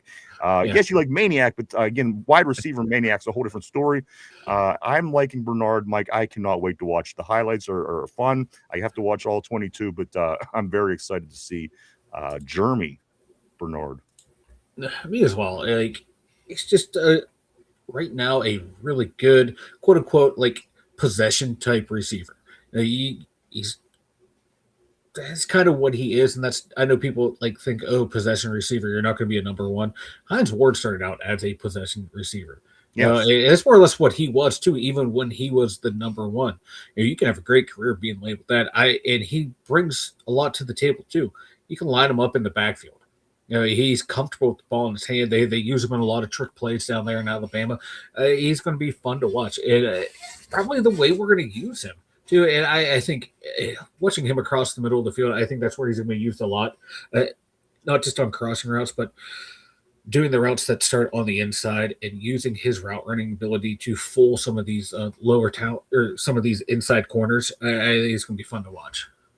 Absolutely. I agree. I can't wait. But I do know I also can't wait to get back on this terrible board, guys. So much going on today. Thank you so much, everybody, for your participation. You're amazing. You're awesome. Keep them coming, guys. Let's go here to where do I want to go? I want to go right here. RB says this Kitten Mittens derpy. Kenny might have him beat. Let's go to Christopher. Mason is bye-bye since we drafted Drew Aller. Somber, he says, well, Meatwad was a running back, so that makes sense. I know, absolutely. He was a running back in college, of course, and so was this guy. Let's go here to Kenneth. Kenneth says, hey, guys, what's up, dude? Always great seeing Kenneth on the terrible board. Cody says this, if we didn't get Wet Gen, we were looking at starting Spencer Anderson. We were starting Spencer Anderson at kick return and punt return as well. Wet Gen. Still Loyal says this, biblically accurate Spencer Anderson. Cody says Jerry Mike Jones. Let's go here to Lindsay. She says Super Hayward was the best. Scoot along. Kenneth says this, Aller still has processing issues. Cody, Drew Aller shows up in big games, though. He shows up in big games, except against Ohio State and Michigan, I guess. And then promptly throws interceptions. Like the two big games that they have in that conference. But anyway, we were so close to beating Oregon, and my man just chokes in like the third overtime. Yeah, how about in Oregon? He did take the national champions to toe to toe. Yeah, I think he was in that game. I can't remember. That don't mean anything. Let's move along though. Tyrone says Aller Howard quarterback battle. Tortilla says Mike's about to throw up talking about Aller. Somber says this. He says footwork processing under pressure. Yep, it all shows up on tape. Cody says Mike's boobs are getting hard. My nipples are rock hard. Still Loyal. I'm gonna laugh when Aller comes out first play of the preseason and throws a 60-yard bomb to Roman Wilson for a touchdown. I don't think anybody will complain. Let's move forward. Tyrone says if McCarthy can work with him, trust that over Tomlin that for sure. Let's go right here to Tortilla. Tortilla says Browns fans walk funny. They walk like that one girl in high school. You know what I'm talking about. Everybody had that girl. Let's go here to Somber. Somber says literally the opposite of Howard besides footwork. Kenneth is saying Howard is sharp cognitively. He says Howard is sharp. Somber says he is. Cody says Gabriel Rubio. Christopher, Drew Aller wasn't processing. His wide receivers couldn't get open, so he had to hold on to the ball. It seemed like the team really collapsed when he was the quarterback. They were good for years and years and years. He becomes a quarterback, and they become the worst they've been in decades. No, we made it to the playoffs 2 years in a row with Drew Aller. No, I'm talking about last year. Oh, last year. Oh, that whole team fucking sucked last year. He's the leader, so you got to put it on him. Well, then they fired old what's his nuts, and then the team got better. Yeah, I blame them both. Who cares? I can't blame Drew Aller now. He's my quarterback one. Let's go here to Ty. He says, yes, I'll say that Aller has sorry coaching. No weapons. His best weapon was a tight end. That's true, but that's not my fault. Christopher, he says this. He is not going to have that problem with our wide receivers. Somber says Sawyer Robinson sling it around with a tight end and one wide receiver. Slung. He changes that up. Cody says difference between Howard and Aller. Aller doesn't throw interceptions. Is that true, Mike? He has a very low touchdown to interception ratio, but when he throws interceptions, they are backbreaking interceptions. Sounds great. Yeah, like he will wow you for 3 quarters. Like, okay, this is what people are talking about. Then fourth quarter comes along, the game's on the line. Who the fuck were you throwing to? Were you throwing to number 27 on purpose? Different colored jerseys there, brother. What were you thinking? That's the Drew Aller experience. Christmas says he's not going to have a problem with our wide receivers. Let's go to Somber. We did get that. I'm sorry. We're a couple behind here. I'm going to go here to Somber. He says, yeah, only in the big moments, Cody. LOL. Cody says he takes sacks to the face. To the face. Sacks to the face. That sounds like a good night for Derpy. And also, and Tater Tart. I don't see him anymore, man. He might be taking the sack to the face right now. Tortilla says this. Drew Aller versus Shador Sanders, the sack bowl. Zach Stone, what's up? Welcome back to the Terrible Board. Welcome back to the show. Great seeing you, Zach. Hope things are going good for you. Steel Loyal, Jennings Dunker versus Spencer Anderson, the snack bowl. I like that, the snack bowl. Mark Malone, I don't think Lemon is going to be that good in the pros. His size kind of is. I'm not disagreeing with Mark. Let's wait this out. Let's see. At the end of the day, wouldn't you just shit if Jeremy Bernard ends out having a better NFL career than Mekhi Lemon? I'm just saying. That would be the cherry on top. That would be situation. The cherry on top. I got to be honest with you. I would be in all for that. Also, Christmas says, I told y'all Jeremy Bernard is better than Lemon. And I hope you're right, dude. I would love that. That would really justify things for folks here in Pittsburgh. Certainly a lot of people took that hard on Friday. The fact that they got jumped over, leapfrogged by the Philadelphia Eagles. Tyrone says Somber with weak comp, though. Lindsay says Dunker's my favorite pick. You and Mark Malone both. Mark Malone has been very consistent with that Dunker pick. Yeah, ever since he saw the flow, he wanted him some Jennings Dunker. How can you not love that, right? Let's go here to John. To Dude says time will tell. Might as well be glass as half full optimistic.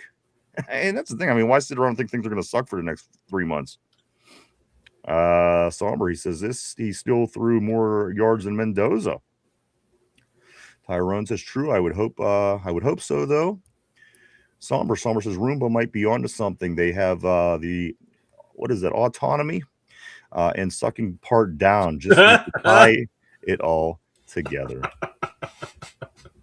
Steel Loyal laughed my ass off. Formulate the most mid quarterback room of all time.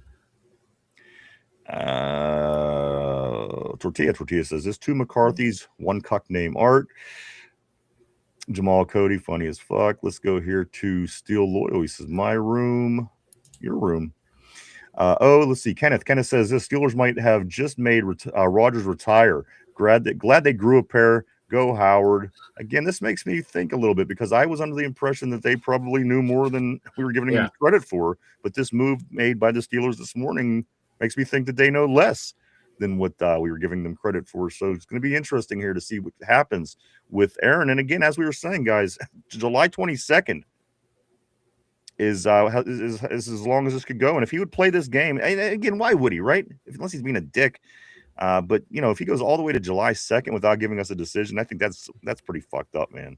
Yeah, and if they did have deadlines and they kept talking to him, he goes, yeah. Oh yeah, things are on track, and then it didn't happen because they wanted it before the draft, and draft came and went. He's not here. Then this happened, so it tells me feels like he might have been stringing them along, and they're like, okay, we're still open for you to come back, and then draft day came and okay, we're executing Plan B now. We're going to move on without him, put this out here to protect ourselves if he decides that he wants to go somewhere else. John Dude says this: if Rodgers doesn't show up, more reps for Howard and Aller. Yep. Lindsay says Titans should be really good this year. Titans should be good this year, maybe. You know what? That boy, they really become a franchise to laugh at. I mean, they used to be something, man, back in the 90s under Jeff Fisher and Steve McNair and Eddie George. I mean, come on, this was a proud franchise. They were tough, physical, and then even with Mike Vrabel coming along and turning them around, a few years back. So again, to see this team going through these struggles, it's kind of embarrassing because that the pride that they do have in their Tennessee Titans down there. They really, they love their sports in Tennessee. They do, and it's just I'm just trying to figure out what they're trying to do down there. It makes no sense. We're going to draft a quarterback, but we really only have one lineman, one wide receiver. They're okay, you're kind of fucked. They're still running the Arthur Smith offense. What are you talking about? That's isn't that the game plan? It works so well for them, Mike. They're like, we have to continue to run this offense. Let's just continue. Well, they do have 4 tight ends on their roster. I see. There you go.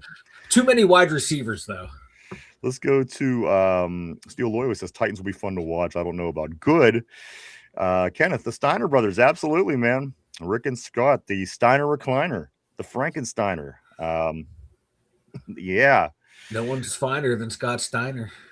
Tyrone says, Lindsay, just because they got Tate don't mean they're good. Christopher says, here in Miami Beach, I get all the ACC, SEC, and Big Ten games. I have seen Drew Aller play many a times. He is the best quarterback in the draft. He is better than Fernando Mendoza. You know what? I like when Chris talks.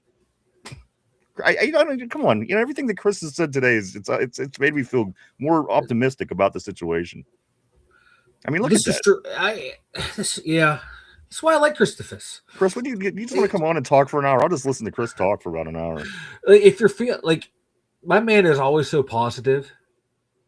I love it.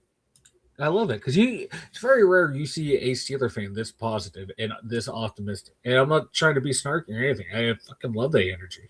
Lindsay, I know I need it because I'm a grumpy Gus. Lindsay says this, just Tate and Ward will be fun. And then just like us though last year, Lindsay, what can you do with just a quarterback and a receiver? We just went through that with one receiver. So hopefully, again, I don't care what they do in Tennessee, but it's weird to see that franchise be so terrible. Again, Mike, the Houston Oilers. I mean, they were the Oilers. This is a team that had a lot of pride and a lot of fans before, of course, coming to Tennessee from Houston. So it's just weird to see them down and out like they are. Still Loyal says, Christopher, clean out your bong, bro. Clean out your bong for the big weekend, for the big visit to town whenever it comes time for the for camp. I think he's talking about Somber. Says this Steelers wide receiver. Okay, we did get that one. Scotty Miller is visiting with the Lions and visiting with the Chicago Bears. Mike, it looks like he's trying to get a job in the NFC North. Good. Scotty doesn't know that we don't want him here. He might be under the impression. Let's go to Scotty Too Hottie making his rounds. LOL. Remember that? Now we're talking wrestling. Grandmaster 6A and Scotty Too Hottie and Rikishi. They got up in the ring and they they got Rikishi to do the worm. Yeah, and he had his big fat ass up there dancing and the whole thing. I loved it. Tyrone says carry to the 5th overall pick. Kenneth Jones says this Bernard will be clutch like Hines Ward. You know what? I can't wait to see Bernard play. I can't wait. We got a receiver, Mike. We drafted a receiver. I know. But it doesn't have RD1 next to his name, so it does not count. You're not allowed to be excited. Not allowed to be excited about him. Lindsay says probably maybe 7. Steel Loyal. Maybe the Titans can get Jeremiah Smith next year. Tyrone, he says, I'm happy he got quarterback though. But again, like us last year, what can you do with that? Unless you have to have more. You have to have more. Otherwise, you become very easy to play and prepare for. Let's go here to Somber. He says more rumors of Weedle moving elsewhere. Is there? I heard something about a week ago that he was being. What was it? There was something for the Vikings, and another front office guy from the Eagles just left from the Eagles who had a big hand in stuff. Are they trying to both go somewhere, or are they trying to branch off to do some other type of business venture outside the NFL? I don't like this reports of Weedle leaving. Well, you know what was going to happen eventually. Tortilla says Aller will carry us to Cameron to Cameron Johnston. Ronald Albright says, I know he wasn't much last season in Baltimore's system. However, I would rather have Cooper Rush as a backup than Mason Rudolph. And at least Cooper has a history with Mike McCarthy. As a matter of fact, when I seen him a few times in Dallas, I didn't think he looked terrible. And Mike and I had this conversation at one point. He didn't look bad. But again, backup quarterbacks are what they are. They're not going to impress you. They're not great. They're backup quarterbacks for a reason. Yeah. And, I know what I have in Mason Rudolph. I'm comfortable knowing he's go in there, look good, and then fuck it up. I don't want false hope from another backup quarterback. That's just me personally. Let's go Steel Loyal. How about no old QBs? Let's get back to normal and quit bringing in guys that are ancient. It's unbelievable what's going on with this organization. I hope we can get back to good days. Tyrone says, welcome home, Bernard. Welcome home, baby. That's right. I'm so excited about this. Ty says, yeah, Weedle probably out of here next year. Christopher says, I'm talking about what I know, not what I heard. Somber says, thankful for my time in Pittsburgh and the Steelers organization. Can't wait to see what's next. John Rice Plumlee after being released this morning. What? Yes, John Rice Plumlee. I didn't see that. I didn't hear that. Yes, says this morning, John Rice Plumlee released by the Steelers. Dang. As they try to convert him to a wide receiver. I don't know. I thought he was a hell of a quarterback. Very, very interesting in college. I liked him a lot actually. When they moved him receiver, I thought there's no way it's not going to work. Him and his wife were living in the team house and getting free meals. Maybe they got tired of it and they're like, I would be too. Get the fuck out of here, you freeloading son of a bitch. I'd post up in there. I would too if that shit was available to me. I like Ocho Cinco did that. He lived in the facility for a couple years making big time money. Tyrone says, Ocho Cinco lived in Cincinnati Stadium for like 10 years. Yeah, like what did you save some money? Let's go here. Let's go to Tyrone. Tyrone says we finally got wide receiver that don't crash out. Tortilla says don't speak too soon. Lindsay says Pittsburgh tends to make them crash out, so time will tell. Tyrone. Steel Loyal Pickens was a crash out way before Pittsburgh. Tyrone says, yeah. So Bernard got it. Somber, yes, Riley played running back and linebacker in high school. Lindsay says, yeah, he was his draft. Yeah, his draft stance was priceless. I do want to say what's up to S. Dresden. What's up? Welcome back to the Terrible Board. Glad to see you. He says the winner of Aller and Howard will be just average enough this year for the front office to fumble, taking a genuine quarterback 1-27. I thought of that too. What if one of these guys do well enough to fuck up next year's quarterback draft, and then after that happens, then they suck it up and they go back to being terrible and we don't get in on the quarterback? I'm just saying it has potential to be a disaster. I hope that it doesn't, but we will see what they got. And that's all we can do. I do want to say welcome back to the board, though.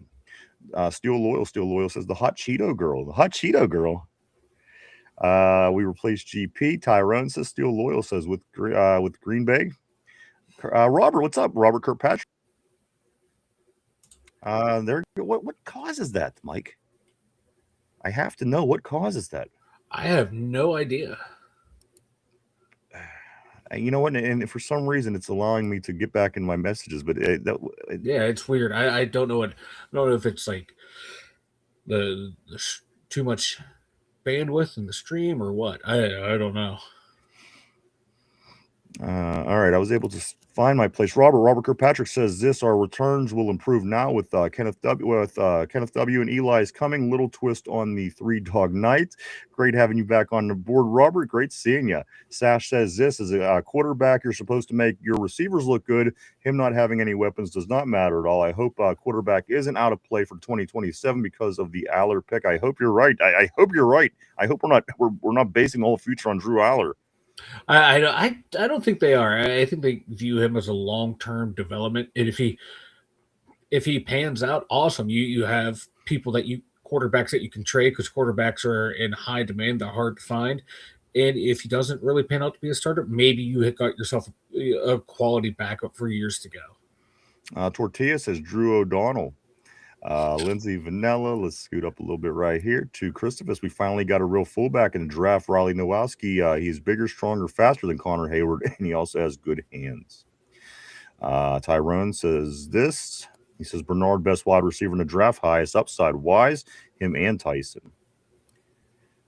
Kenneth says many of Aller's highlights were 50-50 balls that either his guy or the other guy could have caught, and Aller got lucky. Lindsay says it's the ginger mullet for me. Who does it? That's what I'm saying, Lindsay. Who's not going to love this ginger mullet? Who is not going to love Jennings Dunker? At the end of the day, he's going to be a fan favorite in Pittsburgh. He was born to be a fan favorite in Pittsburgh. He just looks like he's supposed to be a Steeler. There he is, the ginger mullet. Let's go to Tyrone. Tyrone says, yep, good move, Steelers. Robert Kirkpatrick says this: Drew will learn that he needs to throw sooner and step into the pocket and step before he throws. This is teachable stuff by staff and hopefully AR. And again, working with an offensive-minded quarterback, or I'm sorry, an offensive-minded coach, a guy that's worked with quarterbacks in the past and done a very good job, apparently, is in town. So, if anything, this is probably the best situation we're in as far as anything like this goes for some time now. You know what I mean? As far as bringing a young quarterback in, we haven't tried to really seriously develop a quarterback since Ben's been gone. I mean, you threw Kenny into the fireworks, and he luckily, without an offense and without an offensive line and without an offensive coordinator, he managed 10 wins. So at the end of the day, maybe, just maybe, this new offensive-minded coach can get something done and maybe get one of these young quarterbacks developed, and we could quit playing around.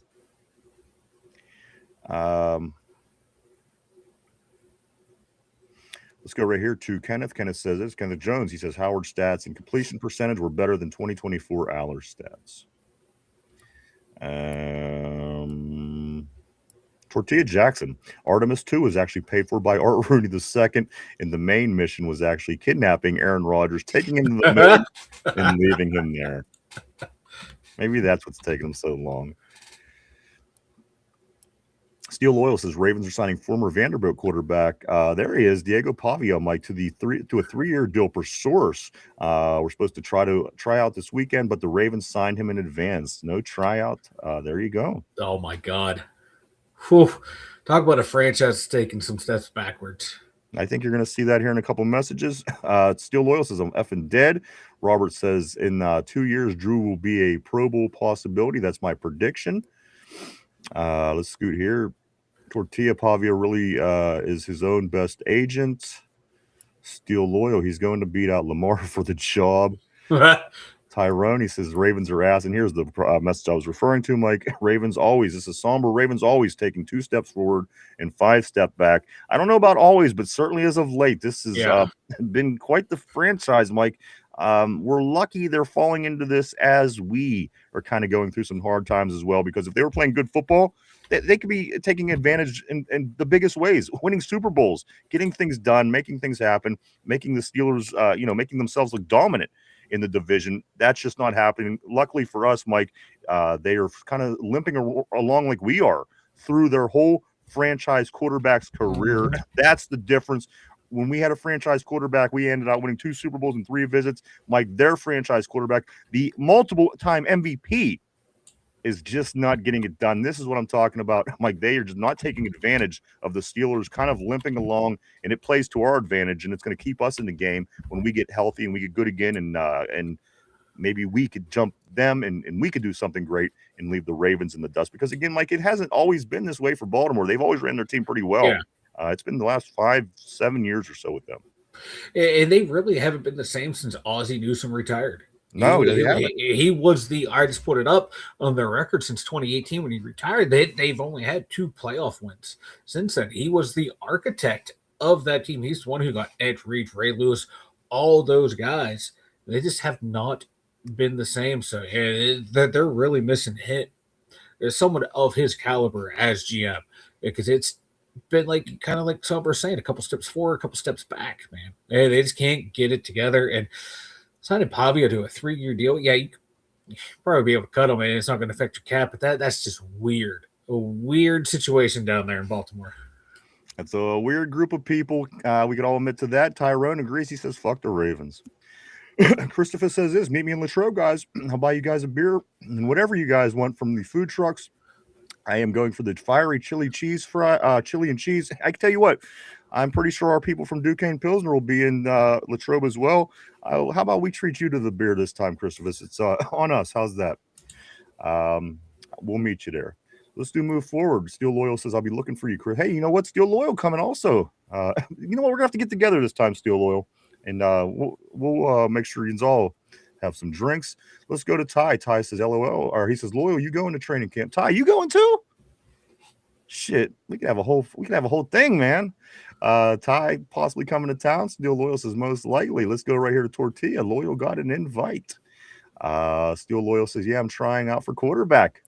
Hey, we need it. Steel Loyal says, "Yeah, I'm trying out for quarterback.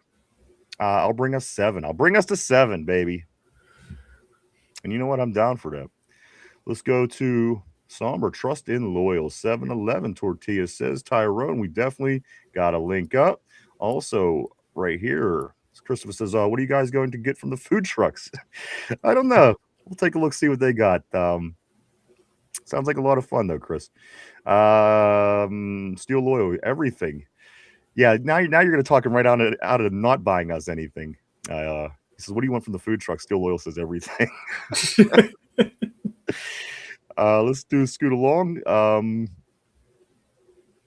Tyrone says a JPJ bubblehead. Steel Loyal says, "You're buying, right, Chris?" Look, Steel Loyal. He's like, you're buying, right? Before someone mentions, "Yeah, hey guys, I'll hook you up with something." Everyone come out the woodwork. Oh, it's on him. Okay, damn, Loyal. Steel Loyal. He's making sure all his bases are covered too. You know.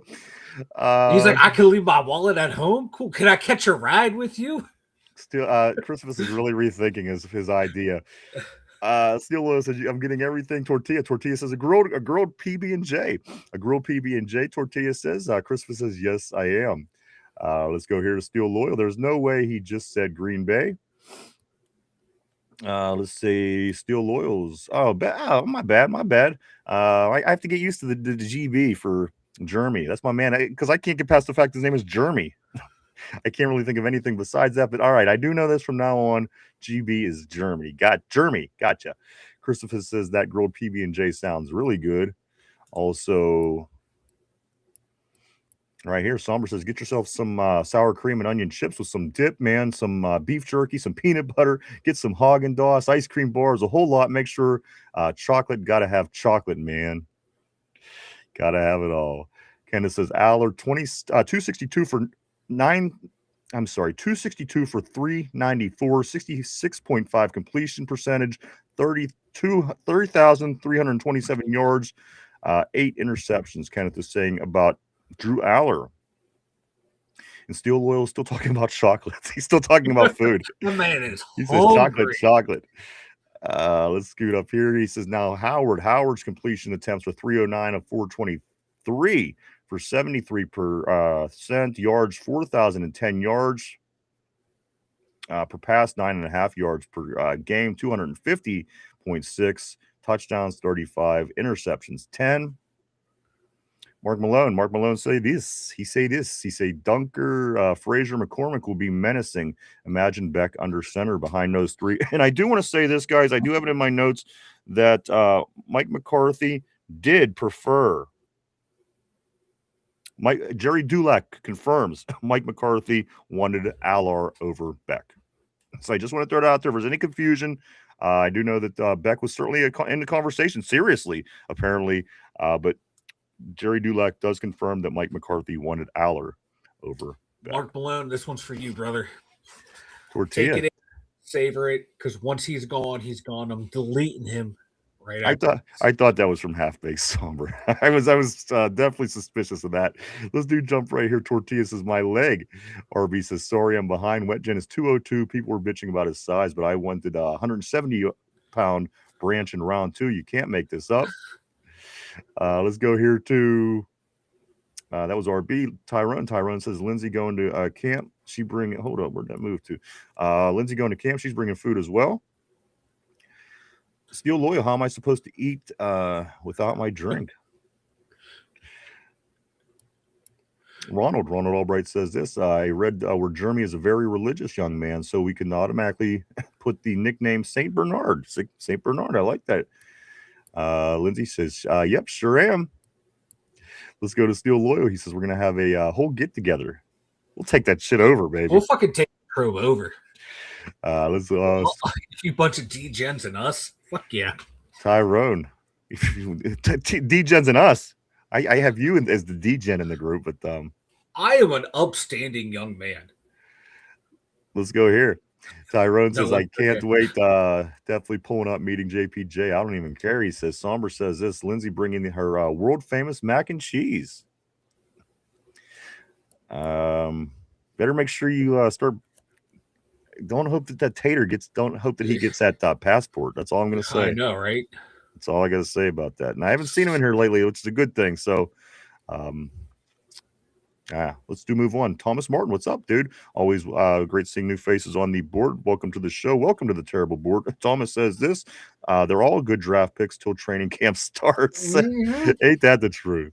They're either all great or all suck until training camp. Yeah. That's a good comment. Welcome, Thomas. Tyrone, let's scoot down a little bit here. Tyrone says this.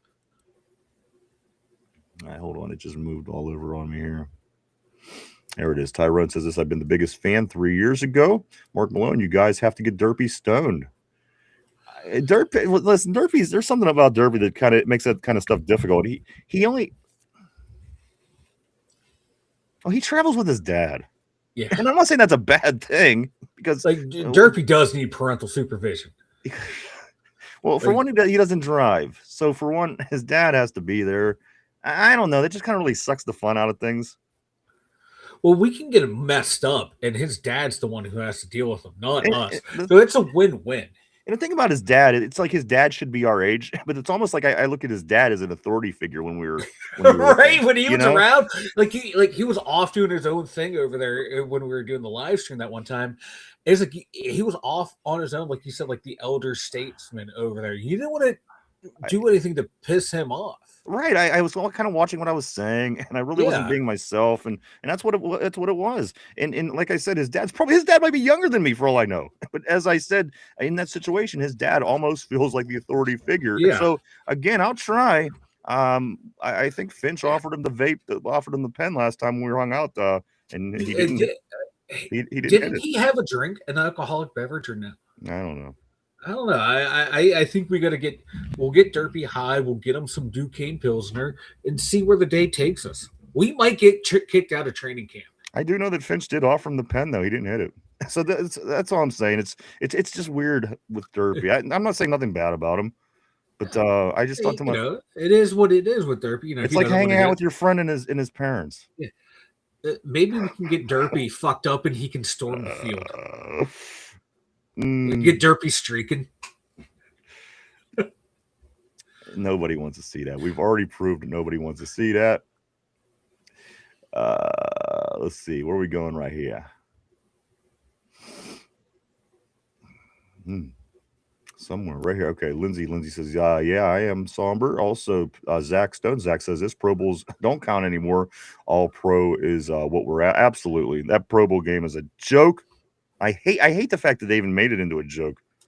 Again, it's for the kids. It always has been. It always will be. And you took another thing away from the kids. No wonder they're fucking nuts these days. They don't have anything cool. Let's go to Ty. Ty says this. Lindsay, don't forget the ribs. Yeah. There's going to be ribs. Ty says this. Okay, we got that Tortilla. Tortilla says, remember that time I agreed with you, Chris? Lindsay says my rack of ribs. My rack of ribs. Anyway, man, there's gonna be ribs involved. A rack of ribs and macaroni. Ty says 100% on that, man. Sash says this, Sosh, if you will. I'm sorry, chocolate. If you are not Swiss, you shall not talk chocolate, sir. Robert Kirkpatrick, and I just want to say he's in Switzerland. So if anybody knows, I just want to put that there. Robert says this: if it's true, that Vrabel stepped down from the Patriots GM job, or is that more social media clickbait? I have not heard. Robert, Mike, can you confirm or deny? I haven't seen any. I'm on Twitter right now. Actually, I am not seeing anything. I'm going to do some digging. All right, let's go to Somber. He said it's quite, it's a quote from Half Baked. You know what? As I said, as I'm reading it, I'm thinking I'm pretty sure this was from Half Baked. Lindsay says jump scare. Let's go here to Mark Malone. Massive hailstorms here in Southwest Missouri. Window breaking shit. Wow. Well, stay safe, dude. Shit.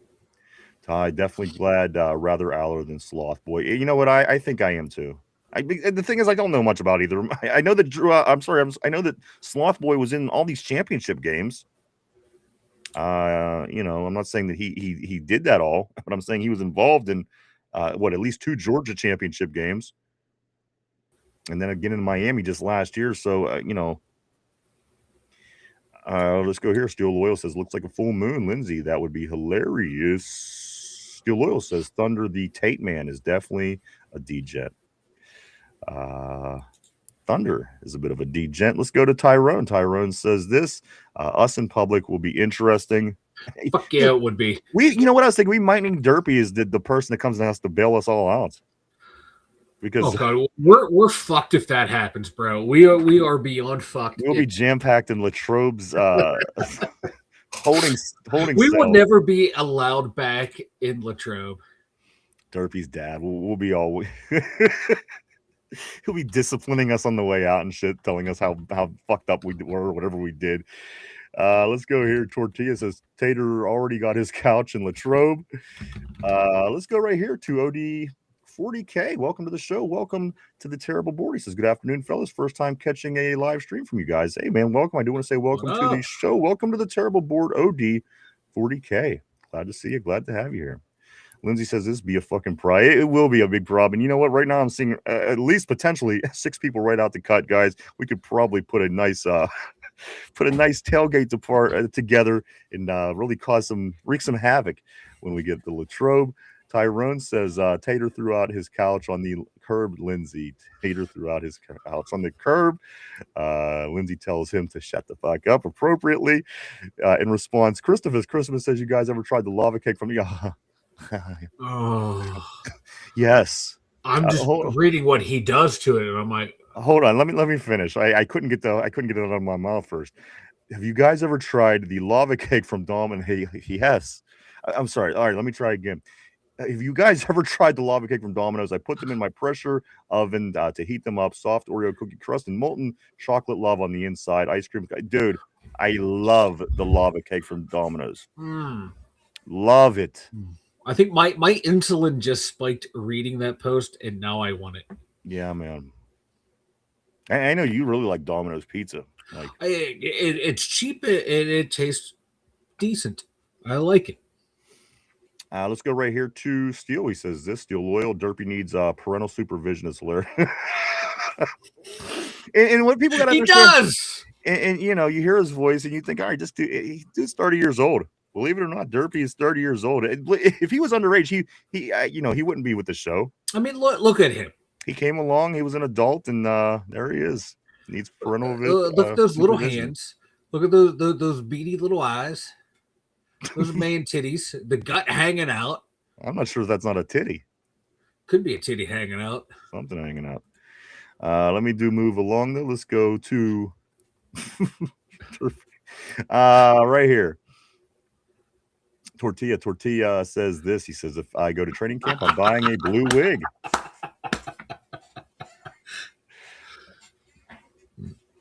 Steel Loyal, he says, bring some boxing gloves too and throw them at DK. Tortilla. Yeah, you're going to need them, baby, if you're going to be wearing the blue wig for sure.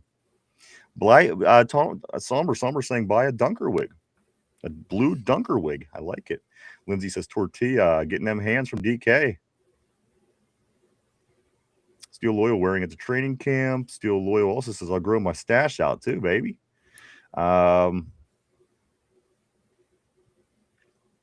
Tortilla says, this Dunker wig sounds like something Tater would call.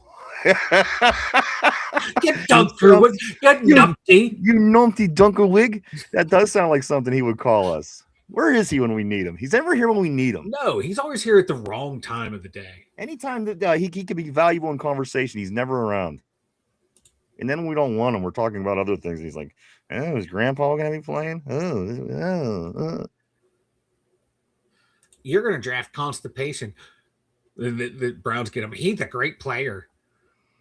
Fucking hate that. Slumber says this. He says, a sea of Dunker wigs would be epic. That would be epic. Tortilla says, laugh my ass off. How funny. I swear I look forward to the show and comments for this this best time Steeler. Hey, bro, we appreciate that. And like I said, man, you were as much as part of the family as everybody, bro. We enjoy it too. We look forward to this every day. Can't wait to see you guys. Steel Loyal says, everyone in this chat show up to training camp with a Dunker wig. Yeah, then we're definitely going to the holding cell. I'm just saying, but you know what? I'm in. I'm not too proud. Send us to the cell. I'm in. Let's go here to right here. I gotta scoot up a little bit. Somber says, okay, never mind on the Dunker wigs. Everyone show up with derpy titties. Derpy titties and Dunker wigs.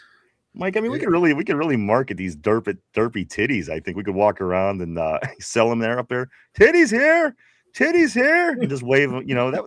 Come on. Somber slow. Tyrone says lava cake slap fat. Yeah, dude, you ain't shitting, man. I love those lava cakes. I love them. Tyrone, but it's none like the no, dude, ain't nothing quite like Taco Bell. Nothing. And my cheesy gordita crunches. Lindsay, my son just made me get him a box of Krispy Kreme last night. He ate them all. And I was just telling Mike, I've had a sweet tooth lately too. I try to stay away from sweets. I don't eat a lot, as a matter of fact. But he had what the hell started me? Oh, it was Reese cups around Easter. Reese cups, yeah. And then Mike's been bringing these cookies. He gets them for his kids. He gets them from McDonald's. They're fucking bomb. Tortilla, social justice, Obama, warrior, SJO dub. Christopher says this. I hope they have those giant beef hot dogs with the beef chili and cheese on top at the black food truck with the chili picture on it in Vegas. I can you be a little more specific, Christopher? I'm not sure I know which one you're talking about. Ty says, I love donuts. Where mine at? Ronald Albright says, the only move I wish the team would do, but likely not, is to sign undrafted wide receiver Eric McAllister. Yeah, I was surprised he wasn't drafted. And that is, yeah. I just checked. He's still out there. A big-bodied receiver like him. I have no idea what's going on there. Somber, yeah, you ain't shitting them Cinnabon Delights too from Taco Bell. I don't know if ours even still has that, but I do know that they used to, and I used to love them Cinnabon Delight balls. They're like little cinnamon balls with that whatever's in them, they're fire. Lindsay, he ate them. Mark Malone, I wonder what Debo was thinking right there. Probably the same thing we were thinking when we were derpy, right? I don't even know. What was Debo thinking in that picture, Mike? What's your assessment, just real quick? I like to. He's probably like, who the fuck is this fat fuck? And why does he smell like cottage cheese? So I was thinking something along the cottage cheese. Yeah, I just didn't want to. I didn't want to go just there yet. But yes, cottage cheese, I'm sure, was what he was thinking. Tyrone says, now you're talking somber. Lindsay, oh my God, I missed that comment. Tortilla. Steel Loyal, he says it's the best of both worlds. Lindsay says, you can go to the holding cell. I'm getting out of it. Hey, that's true. We don't got vaginas. We're going to be stuck in that holding cell. Lindsay's going to be on her way home to Pittsburgh, and we're going to be stuck up there waiting for Derpy's dad to pick us up and get us out. Double derps. The double derps, Tortilla says, are saying double derps. I like it. Somber also says, Lindsay going to leave us there. LOL. Tyrone says, Lindsay, so that's how it is. She says, yes, I'm not going to pick y'all up in jail. Damn, man. She says, I'm not. It's just not going to happen. Maybe Christine will. Christine, I do want to say welcome to the show. Welcome to the board as always. Christine, everybody's planning on getting together for the camp up in Latrobe this year, and we're just trying to figure out who's going to bail us out. It's either going to be Lindsay, Derpy's dad, or maybe Christine now. I don't know. We have to find out. Let's do Scoot Along, though, here. Lindsay says, flirting. Yeah, exactly. Flirting my way right out of that. And yeah, you guys definitely have us beat. Even with the skullet wig, I don't think Mike's going to be able to flirt us out of this. Let's go right here. Hey, listen, Mike, Christine already said yes. You don't listen. You don't have to continue. Just stop it. You're going to ruin it for everybody. Christine already said she will. I was hoping. Look at me. Got my eyes, officer. I don't know what the hell you're getting fired. What you're going to jail for. Let me move along right here, though. Let's go to Ty. Ty says, I'm good. I got JPJ pay my bill when he gets that 30 million. Lindsay said, y'all are funny today, as you are as well. I do want to say welcome to Christine Somber. He says this, I blame Christophus for all the food talk. You know, everybody, and I know right here where I'm at, it's 2:30 p.m.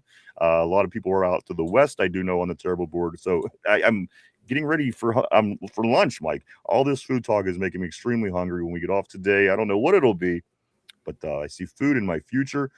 Somber Christine, what up? Also, let's go right here to Steel Loyal. I'm about to make some Southern style gravy and biscuits. Y'all got me hungry. That sounds amazing as well. Tyrone says, Christine, welcome. We had fun today. Also, go right here. Tortilla Debo was thinking I could beat this motherfucker's ass. He's probably thinking, can I lift this dude? That's probably what he's thinking.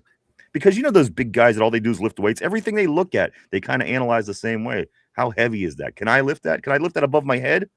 Hey, on his next workout video, it's going to be, forget pushing the sled. It's going to be benching derpy. Yeah, and that cottage cheese smell. I don't know why I did the bench all the way up here.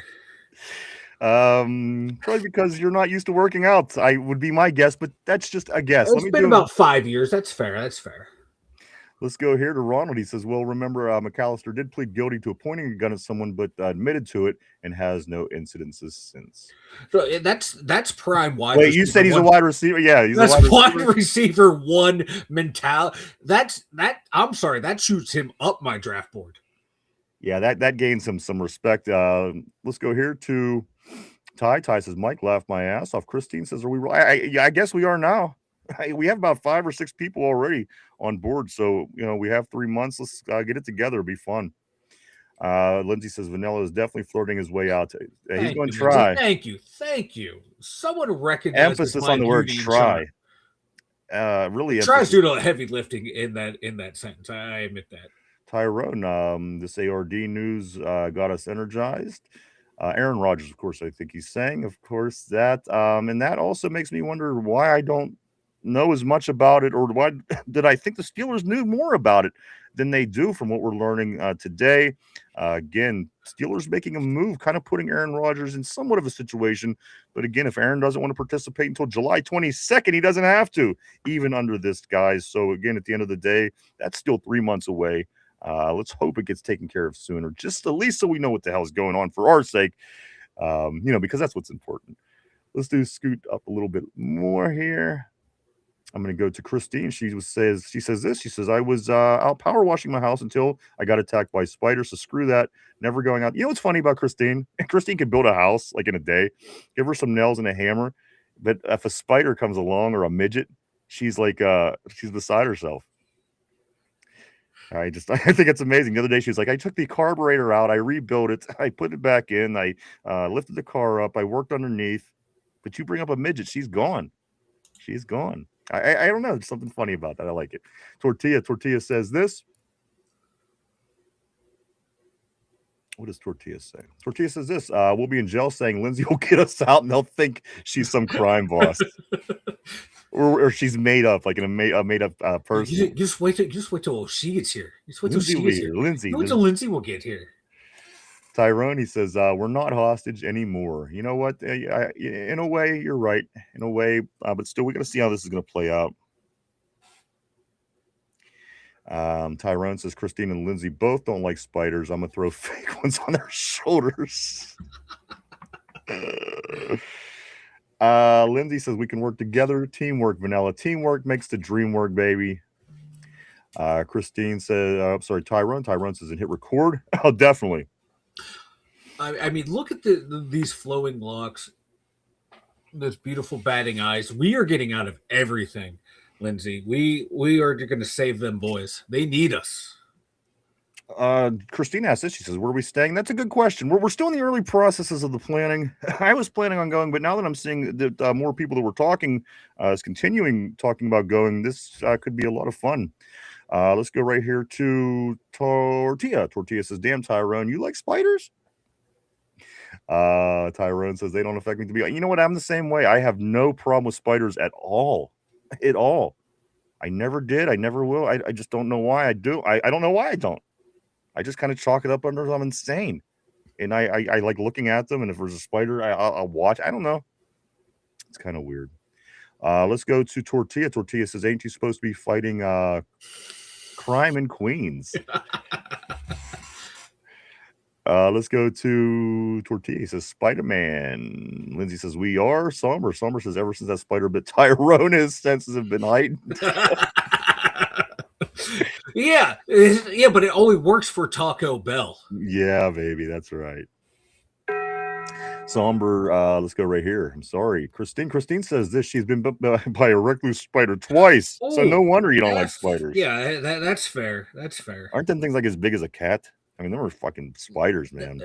They're the ones that they can cause necrosis and in your skin to deteriorate. Yeah, fuck that shit. I mean, listen, I'm not saying I love spiders or I would even touch them, but I do like them. I'm not afraid of them. Let's go to Christine. She says, I love snakes as well. I had snakes in my life. She says, I love snakes. Spiders make me lose my damn mind. LOL. I get it. They're shifty, man. They kind of freak you out even when they move. I get that. Tyrone says, so are faith in getting out of jail is Lindsay with mac and cheese and Mike Wig were saved. We're hoping Mike could flirt us out of there because it sounds like Lindsay's gone. She's flirting and getting the hell out of jail. I got us, boys. I got us. We're gonna be dealing with hardened criminals.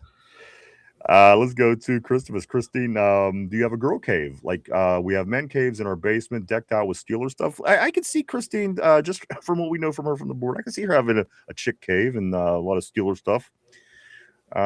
Somber laughed my ass off. Lindsay, y'all are saved. We got y'all. Somber said this. She does indeed, and it's effing epic. Let's go, Mark Malone. Yeah, they're big but not poisonous. Oh, okay, gotcha. Scary, absolutely scary. And let's go here to Somber. She showed us her woman cave in Discord. For real? In group chat. People come, let's see. I'm going to just jump over this board here. She does, yeah, they're not big but poisonous. Group chat. Christine says people call me to come get snakes off their property. Ty says, we said fuck the Steelers today. Tortilla, his biggest enemy is Dr. Arthur. Cody says Mike can't be within 50 feet of Drew Aller or Krispy Kreme. You nailed that. Okay. Hey, just because the Krispy Kreme I was holding the Krispy Kreme, not with my hands, and Drew Aller happened to be there, and there was extra cream filling in the Krispy Kreme. It was just a misunderstanding. That's all. Hopefully it gets rectified. Why there's always extra food in your orders? It's always something I always wonder with the extra cream and with the extra fries. Well, where was I holding it to cause the extra cream? I have no idea. I haven't looked at you in 3 years. What are you talking about? That's why I keep my hat like this. It's probably for the best. Why? The less I have to look at you, the better. Let's scoot along here a little bit more, though. Let's go to Mark Malone. He says, I don't screw with snakes. Hey, what's up, Robbie? Robbie back on the board. He says, I hope Heinz Field keeps their restrooms clean this year so they smell really bad last year. Here's a little scoop for you, Robbie. I do want to say this. The stadium's 30-year lease, both stadiums actually, for the Pirates and the Steelers, they are both set to expire in the next 5 years. So all this talk about Acrisure Stadium, Mike, I got to be honest with you, it wouldn't surprise me if something would go down because, Mike, the River Stadium was only 30 years old. It was built in 1970 Yeah. and tore down in 2000. So these stadiums were built in 2000, 2001. We're just a couple years away from 2030, right? which is the period of time of the duration of the life of Three River Stadium. So it wouldn't come on. I mean, all these new stadiums popping up, and even a Shitville, Cleveland getting their dome. It wouldn't surprise me, guys. Don't think that we're stuck with Acrisure Stadium if you don't like it forever. Like, there's just 5 years left on this lease, and I'm not. I'm going to say this could be very similar. What went down with Three Rivers. One of the two stadiums. I bet you any money. They replace one of those two stadiums, Mike. I don't think both. I think one. Yeah, I just wonder where they're going to go and put them, and that's going to be the hard part, because you can't tear it down and then rebuild it in an entire offseason. That'd be rough to try and get that done. So it's going to be interesting, because you don't want to take the stadium out of the city, because if you do, it's just going to totally kill game day atmospheres and shit like that. They gotta figure something out. We'll put it out by Lindsay's. We'll put it out by the airport. By the airport. Yeah, that works for me. Keep it always busy out her way. And we'll invite Tater to all the games. Let's go right here. Yeah. Cody says that's not what I heard. Still loyal as long as it ain't a dome. Exactly. I want no dome. Christopher says, what kind of poisonous snakes you guys have? Well, we had Ravens fans in town over the weekend. Them snakes. Other than that, I don't know. I don't really know what's busy or what's venomous and what isn't. I just know that when I get ball pythons, they're not venomous. I do know that. The black mamba, Cody says. Tortilla says the Art Winnie snake. Lindsay said it will always be Heinz Field, and you know what? I agree. I just started forcing myself to say the other one because everybody else is now. Acrisure Stadium. Let's go right here. Well, right here. Tyrone. If I could just get it to where I want it. There we go. Tyrone says, I think I saw Ryan's eyes 3 times, and I've been here since last year. And now you know why. We learned why today. Let's do Scoot Along. Drew Crispy. Tortilla says, Cody, that's not what I heard. We did get that for, where am we at? It's bouncing around. Okay, so Lindsay says, no, thank you. Christine says, I'm supposed to put my dad's ashes on the field at the Steelers Stadium and in Monongahela River. That would be really cool, actually. That would be cool. Dad, a big Steeler fan, was, I'm assuming. Let's go here to Lindsay. She says, we are good. Out my way. You don't want a stadium right out there by the airport? Tyrone says, Ryan, Mike, y'all see my crash out video? You know what? No, but you are lucky because I have a copy, and I wasn't going to do it unless it was brought up because I didn't know how you thought. But if you guys are ready for the crash out, this is just the audio. I had it on tap all show, and I wasn't going to play it unless Tyrone brought it up, but I do. If you guys want to hear this, this is Ty's crash out. Now, was this just from this draft, Tyrone, or was this from the past? Is my question. Because we did get somebody did send this in. I have it right in front of me, as a matter of fact. We're a button away from hearing Ty's crash out. Was this at the draft? Was this past drafts, or was this from something in the past? I don't know. Throw it up. Just kind of give me a heads up on that, and I'm going to play it for everybody. This is Tyrone's crash out. Now, from what I'm getting on this is this was the crash out, and I think that Steel Loyal added music to it. So this is what's going on in this audio. Here we go. I am so mad right now. I can't even see straight.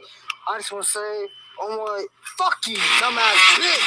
You stupid, bald headed fuck. You would fucking smoke the fucking draft like you know, bitch ass would. Fuck the Steelers. Fuck Omar Khan. Fuck Rito.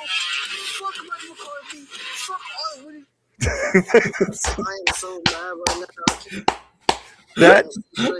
I just want to say, oh my, fuck you, dumbass bitch. And I love the metal. I love the fact that he put the metal in the background.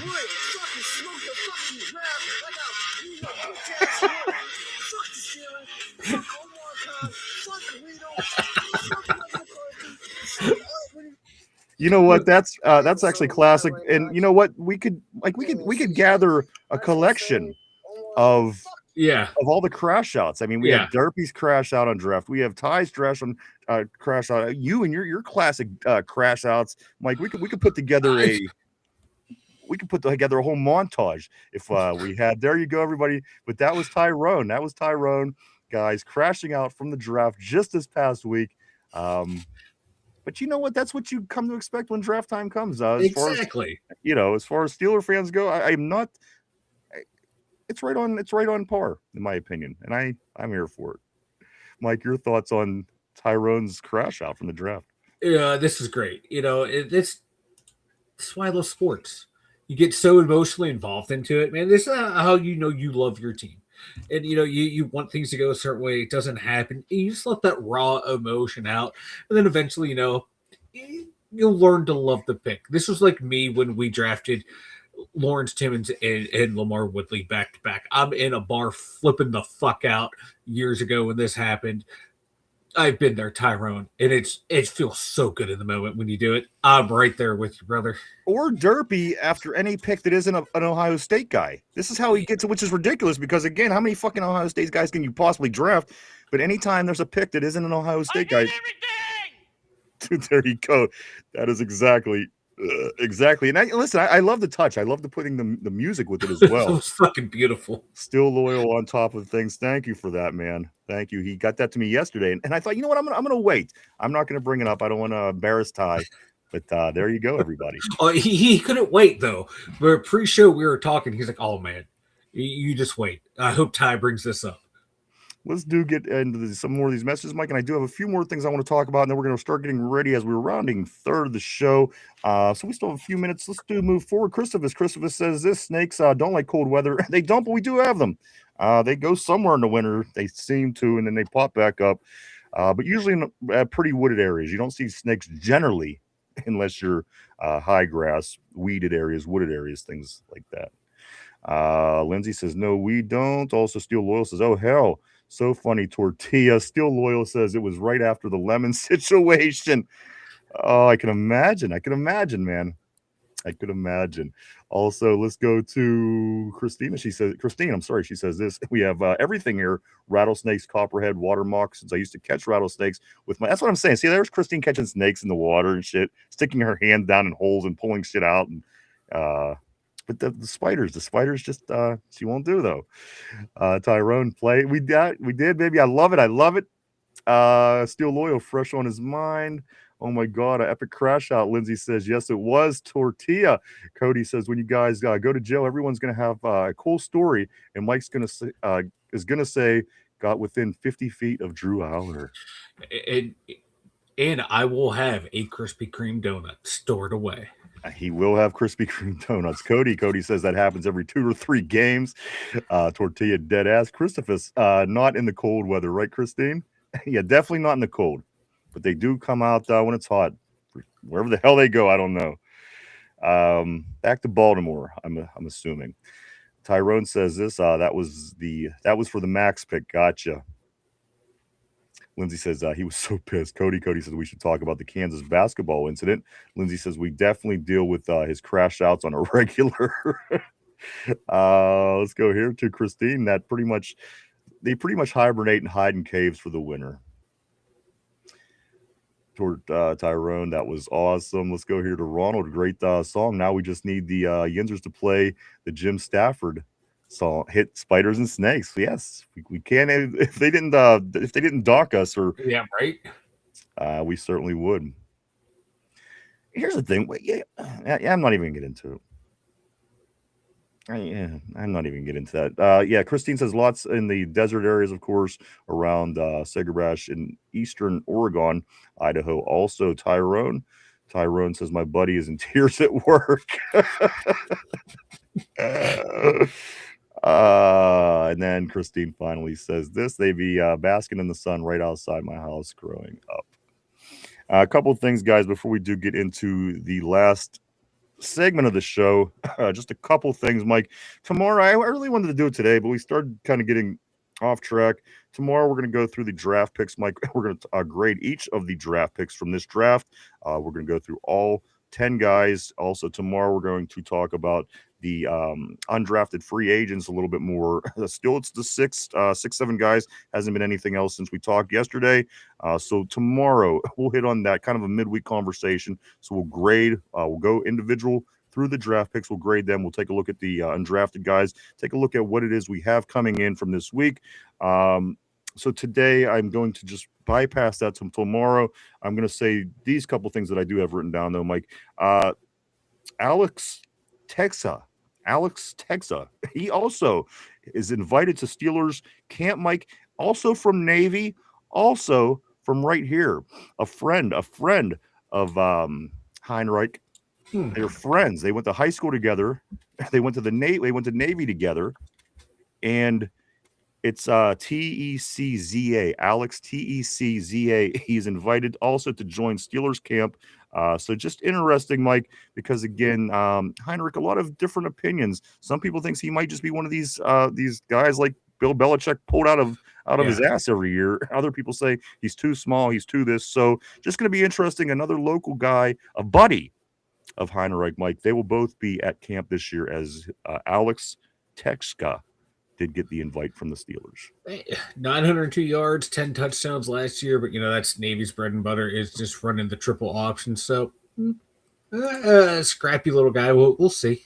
What did Heinrich get? I mean, because both of these guys are there. They obviously both did well enough. One got drafted. What did the guy that got drafted actually do? Hold on, I got to pull him up. I'm sorry, I did not have Heinrich ready. I had to go through and find him here. Of course, they would not make it easy for me to find Heinrich. Let's do one of these. Oh my God! Fill some airtime, Ryan. It's going to take me a second. I'm having fun. I'm watching you panic a little bit, and I'm actually enjoying it. Everybody's staring at Mike. Look, Chris just stare at me. Okay, Chris is staring at you. Cody's staring at you. How do you spell Heidenreich? Vegas, he's staring at you. Christine, she's looking at you. Tyrone, Somber, Jamal. Everybody just stare at Mike. You guys are assholes, and I love you all. Now my computer's going laggy. Oh, my computer's. I'm like Drew Aller right now. I'm crumbling. Look, Mike was all worked up because I don't look at him. Now I'm looking at him, and he's freaking out. Everybody is staring at you. Oh, I hate you so much. All because you wanted to go get the other guy's statistics. Well, I just wanted to see what he had. We're all still looking at you. Okay, Heidenreich had 900. Look, hold on. Before you say anything, Lindsay put eyeballs up on the screen. That means she's really, really looking at you. So Heidenreich and Cody, he's looking at you. I have his stats. All right, let's move on. Go ahead. All right, come on. 499 yards rushing, 3 touchdowns, 51 receptions, 494 yards, 6 touchdowns. All right, there you go. Look, Tortilla already had it up on the screen. Right, Vegas, the pressure got to me. The pressure got to you. Yeah. Let me grab a few more messages, Mike, and we are going to get into some trivia question of the day. Right about here, I think, is where it looks good. Let me bust through this. Tyrone, my buddy in work, is in tears. Christine, they must. Okay, we did get that. Cody, catching snakes and rebuilding carburetors, America's pastime. Christine could do both of them. Let's see. Let's go to. I do want to say what's up to Vegas. Always great seeing Vegas all the way from Las Vegas. Great to see you, brother. I hope you're doing well out there. Christine says yes, and yes, Ryan. My dad was born and raised in Pittsburgh. That's awesome. That is awesome. Let's go to Christopher. He says, how come you guys didn't know about the food trucks? It's been quite a few years since I've been up there, but I absolutely know about the food trucks. As a matter of fact, food trucks are becoming huge in Western Pennsylvania. Mike, they have just food truck events now. They didn't used to have that kind of stuff. So people really taking advantage of the food truck industry nowadays. Let's go here to Jamal. Jamal says, in Bernard we trust. That's right, baby. I'm in. Christine says dad was also retired Navy. Okay. There was something that was going to make me something that suggested a long conversation today that made me think that you might have been dad in this case was military. I don't remember what it was, but at one point I did think that. I thought, I bet you her dad was military. I don't know why. Again, I can't think of what it was off the top of my head, but there was something. He would have loved that last pick. Tyrone says, and Bernard, we trust. Somber says, I had to go back and listen to the crash out. I listened to it about 19 times. Steel Loyal sent it over to me yesterday, and I laughed about it, about the first 10 for sure. Let's go to Tyrone. Jamal, you just missed. They played my crash. Jamal, let me know if you're in the house. I will play it again if you are sticking around for a minute. Zach says, only good snake is a dead snake. Jamal says, what? I missed that shit. Laughed my ass off. Let's scoot up here. Black Magic. I got to go back and rewatch it. Cody says he had to take down his Drew Aller screensaver. Hey. The Drew Aller screensaver stays up. Vegas said the pressure was getting on you, man. The pressure it was getting too, to man. Because I know you. I know you were going to make your snide comments towards me. Yes, I was. Let's go right here to I'm going to grab a couple more. Let's see. Cody says, trying not to stare too long, going to end up with Carson Beck eyes. Vegas says this, we could hear your fat fingering the keyboard. Vegas says this, Vanilla Thunder, a.k.a. Sausage Fingers. They were fucking clomping, man. Just pecking away over there. Did you hear that? Too. Christine says this, you got to do what you got to do. I can do plumbing, electric, drywall too. Got to do. Hey, you're right. Sometime ain't nobody going to do it for you. I couldn't agree more. The Mexicans are moving north, Cody says. The Mexicans are moving north. Come on up, man. I got room, boys. I got room in the studio for all the Mexicans because I want me some fresh made guacamole. Are you suggesting that you could shove a whole bunch of Mexicans in a small space? Is that what you're saying? I'm not insinuating at all. I'm not saying. We always bring everyone into my room, so why not them? We had a nice Mexican family lived right next door to where we're at now. Did. Well, fuck yeah, man! They always had some bomb food to. I do like them folks. They moved up the street, but they were great neighbors. Let's go to Lindsay. Lindsay says, I'm not getting my hands dirty. I'll clean. Hey, it's all good, man. Ty says 208 in the show, Jamal. Jamal says, still crazy. Fool Vegas, who hangs out for looking for jobs in front of Home Depot in Pittsburgh. Let's go here to Tyrone. I'm cracking, bro. That was too funny. Christine, send them that way. I can't do deck myself. I do want to say what's up to Pezzo Vendante. I'm just going to go with that right now. He says this, Roman Wilson history with the addition of Wetjen and Heinrich. You know what? I don't know. I don't think so. I apologize for mispronouncing your name, but I just want to say I don't know because again, I don't know. Mike? Pezzovano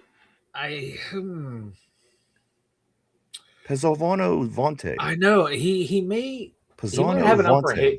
He might have an upper hand. You know, he's been in the league a while, but my God, he might be on his last leg, and those guys are going to push him for a spot. But you know, maybe that's what he needs. He needs that competition to get the best out of him.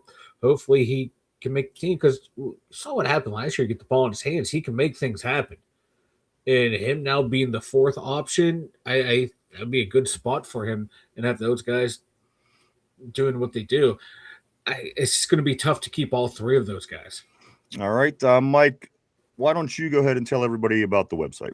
Head on over to the2dumyinzers.com. You know, we got some post-draft analysis by yours truly over there. We've got some NFL news stuff up there, Steeler news stuff, top of the day type of stuff, most important stuff going on. All of our social media links to the merch store. So check it out at the2dumyinzers.com. Pizzanavante. I'm gonna go with that. That's how you pronounce the name. Welcome to the show. Welcome to the terrible board. Jamal says this. He says, that's funny, bro. Still dumb as fuck for that. Let's go to Cody. He says, I'm going to tell all the tortas to go to Mike's house. Here we go, guys. You're threatening me with a good time? No, Mike, now you're biting into Tyrone's time. Hold on. We have to play this. Ready? Here we go, guys. Brace yourself. I am so mad right now. I can't even see straight. I just want to say, On what? Fuck you, dumbass bitch. You stupid bald-headed fuck. You would fucking smoke the fucking ground like I blew your bitch ass wood. Fuck the Steelers. Fuck Omar Khan. Fuck Rito. Fuck Mike McCarthy. Fuck all Woody. There it is, guys. There is the classic crash out for Ty from this year's draft. There it is. You heard it here first. Let me grab a couple more messages, and we are going to get into this trivia of the day. Ty, thanks. Guys, great show, you bastards. Still laughing, of course, my friend. Let me grab two more. I've seen a couple more, and then we're going to get into this question of the day. Tyrone, now you guys, now YouTube knows I like how I like to say I love my Steelers. Let me jump up here just a moment. The fuck was that? Vegas said, Cody, like Mexican's nickname will be Tortomezo. I don't know what that means, but I'm going to continue to move forward. Christopher says, you like guacamole with pico de gallo? I eat that all the time with tortilla chips. I have a fresh pico de gallo in my fridge right now. Oh. Guacamole. That's right up your alley, Mike. I do know that. It is. Steel Loyal says, the Tyrone thrash out. Vegas says, okay, I thought he was trying to rap. The music was added later by Steel Loyal on top of the crash out. Guys, let's get into this trivia question of the day. Do go check out the website at www.the2dumyinzers.com. Question of the day. Put on your thinking caps, everybody at home. Mike, here we go. Time to get into this question of the day. This is a Steeler draft kind of question that has to do with this show. So take a minute to think about it. Once we do get the question up, guys, here we go. Put your thinking hats on. Question of the day. How many past guests on the Two Dum Yinzers have been drafted by the Steelers? How many past guests on the Two Dum Yinzers show have been drafted by the Steelers? Take a minute to think that over, guys. We're live 5 days a week right here, Monday through Friday, 11:30 a.m. to 2:30, 3 o'clock p.m. every day right here on the Tube. On Tube. Think that over, Mike. Christine says, love me some homemade pico. Also, Jamal says, acting all optimistic in chat, shaking my head. Glad I got to see the real TK laugh my ass off. Fuck this draft. I'm still pissed. LOL. Cody says, the Torta Pounder. Tyrone, that was me with the max pick at first. I'm happy with the draft. Vegas says 2 for sure. Lindsay says 6. Tortilla says 7. Mike, the question of the day, how many guests on our show was actually drafted by the Pittsburgh Steelers? Christine says 1. Zach Stone says 2. Vegas says 2 for sure. Ty says 2. Mike, what is the thought process that you are going through to try to figure out how many Steeler draft picks were actually on the show before? Well, we got one of them sitting back there, number 38. Okay. He was on the show. The very first one. Chad Brown, who's becoming a yearly regular. Levon Kirkland. Super Bowl winner, Chucky Okobe. Okay. Draft picks, yep. Just those 4 were drafted by the Pittsburgh Steelers. Now, is that your final answer? Final answer, yes. So you're saying, Mike, that the 4 guests on our show in the past that were actually draft picks of the Steelers were Tim Worley, were Levon Kirkland, Chad Brown, and Chucky Okobe, which would make it 4. That's your final answer. Final answer. I don't want to get any mistakes. So let me go ahead and lock you in. I'm going to be pissed if I get this wrong. The first dude, actually, Vegas is the highest drafted Steeler since Terry Bradshaw. Tim Worley in 1989 was number 7 overall, which is the highest Steeler drafted in the Super Bowl era. His name wasn't Terry Bradshaw. So he says Tim Worley, Chad Brown, Levon Kirkland, and Chucky Okobe. A couple other people say John. Dude says this. He says 3. Christopher says 3 as well. Was that many stripper drafted by us? She was not. Maybe might have to adjust your prediction. Let's get into it, guys. This is the answer for the question of the day. How many past guests on the Two Dum Yinzers have been drafted by the Pittsburgh Steelers? Mike says 4. A lot of different answers on the board. Let's see if Mike or anybody got it right, guys. The answer, we do need to JPJ. Maybe one day, Ty, on the show. The answer to the question of how many past guests on the Two Dumb Yinzers show has been drafted by the Steelers. Mike says 4. The answer, however, is 4. The 4 that got drafted were, in fact, Tim Worley at number 7, 1989. Levon Kirkland, number 2. He was the second draft pick in Bill Cowher's first draft, number 2 overall. And also Chad Brown. Everybody knows Chad. And Mike said he comes. He's been making his way on every year, right around the new year. Just plays out that way somehow. And finally, Chuck Jacoby out of Purdue. Purdue, he was on Super Bowl 40. Chuck Jacoby, the backup center. We're all right here on the show. Mike, that is correct. 4 is the correct answer. Vegas says this. He said the co-host better get it right. Come on. But, Ryan always says, I have a drinking problem. So I may have been drunk the entire time and just don't know it. Ryan says. You guys literally seen the bottles, right? I just want to make that clear. Ryan says. Let's go here. But there were also others. Derek Moy, Corey Ivy. So those were the drafted ones. Let's go right here, Mike. NB got that. All right. So what do we got to do? Where are we at? What's going on? What planet am I on? You're asking the wrong guy, brother. You're asking the drunkard. Well, now you got me on this whole timeline thing. I know that we have to watch because you got. I know. Yeah, I know. I'm sorry. My damn kid ruins everything. He ruined my life. He's going to ruin everyone else's life. I'm joking. I have to think. I hate when I have to think. A couple of things, guys, before we do start to wrap things up. Don't forget, as you're going through this offseason like we are, you might need to take the edge off every now and then. If you do, stop and get yourself some Duquesne Pilsner. That's right. It's now in Giant Eagle in 6-packs and 12-packs. So you can get it also wherever cases are sold. Also, guys, Mike, I do want to say that they do treat us very well. The people at Duquesne Pilsner are always helping us out in their promotions, and we couldn't thank them anymore. So do show them a little love. If you maybe don't drink, swing by on their websites, on their social media. Do hit the like, follow, all that kind of stuff. I'm sure they'll certainly appreciate it all. We always have Duquesne Pilsner on tap here in the studio for any occasion, Mike. Made right here in Pittsburgh, and says right on the can. It says it. You can't even deny it. It says on the can, grab a Duke. Grab a Duke. What else we got going on? What else do we have going on, Mike? I do want to say this also. Do check us out while you are checking them out on the internet. You can also check us out as well, guys. We are all over the place. You can go to Facebook, X, and formerly known as Twitter, Instagram, Threads, even TikTok, guys. Go check us out and keep up with what's going on with the Two Dumb Yinzers on a day-to-day basis. Beyond that, if you haven't yet, do hit the like button down below, guys. Hit the like, the sub, the share, even leave a comment. It all helps out in the algorithm type things. We appreciate it all. Thank you so much. Mike, your take on today's show overall. This show was fun as fuck. You guys were fun on the board. I do like the Steelers more or less telling Aaron Rodgers, fuck you, or we're tired of your little song and dance. So now you're either going to be with us or you're not, because we control your future. I like that. It's kind of letting the quarterbacks know that, hey, we trust you guys too. If he doesn't show up, you're our guys. You three figure it out.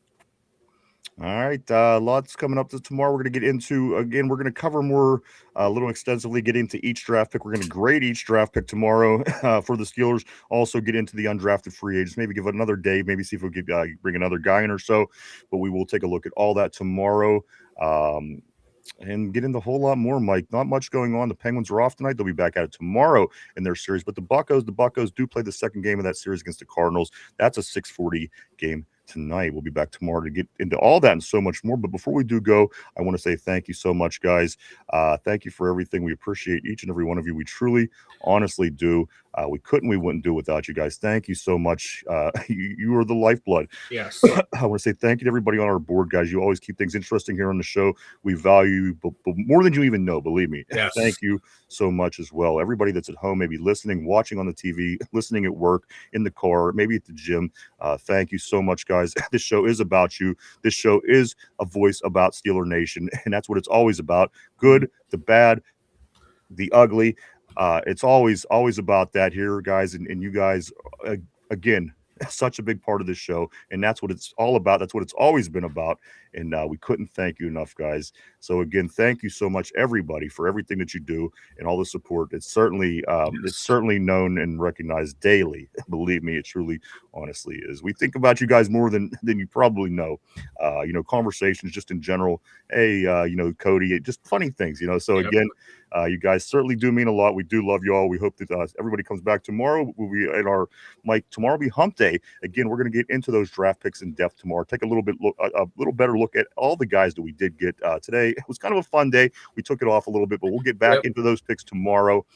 Kind of take a look at what it is that we have, Mike, because we are just about 2 weeks away from having our schedule. The schedule is going to be dropping in the NFL, and then we also have rookie camp. We have OTAs. So much things coming down the pike. So we're going to get into these picks this week, heavily tomorrow, and see how the rest of the week plays out. And again, we are expecting a special guest at some point later in the week as well. So do stick around, guys. We'll be back tomorrow at our regular time to do it all over again. Michael, I do want to say this real quick. Vegas says peace and chicken grease. That's right, baby. All day. Ty says bye, guys. Ryan, Mike, love you all, man. That was epic. Guys, thank you. Lindsay, bye. Thank you as well. Everybody, thank you so much. We hope to see these guys tomorrow. Have a great day. Christmas says, see you in Latrobe. Drinks and food on me. Hey, let us get the drinks on us. Man, we'll do the food. We'll do your food trucks. Here we go, Steelers. Here we go. Thank you so much, everybody. For Mike, one more time, around the horn. Anything? Speak now for hold your peace. All right, for Derpy, for Finch, for Chop, for RB, Mike, myself, the two Dum Yinzers. Everybody have a great Tuesday, and we'll see you tomorrow. Bye-bye.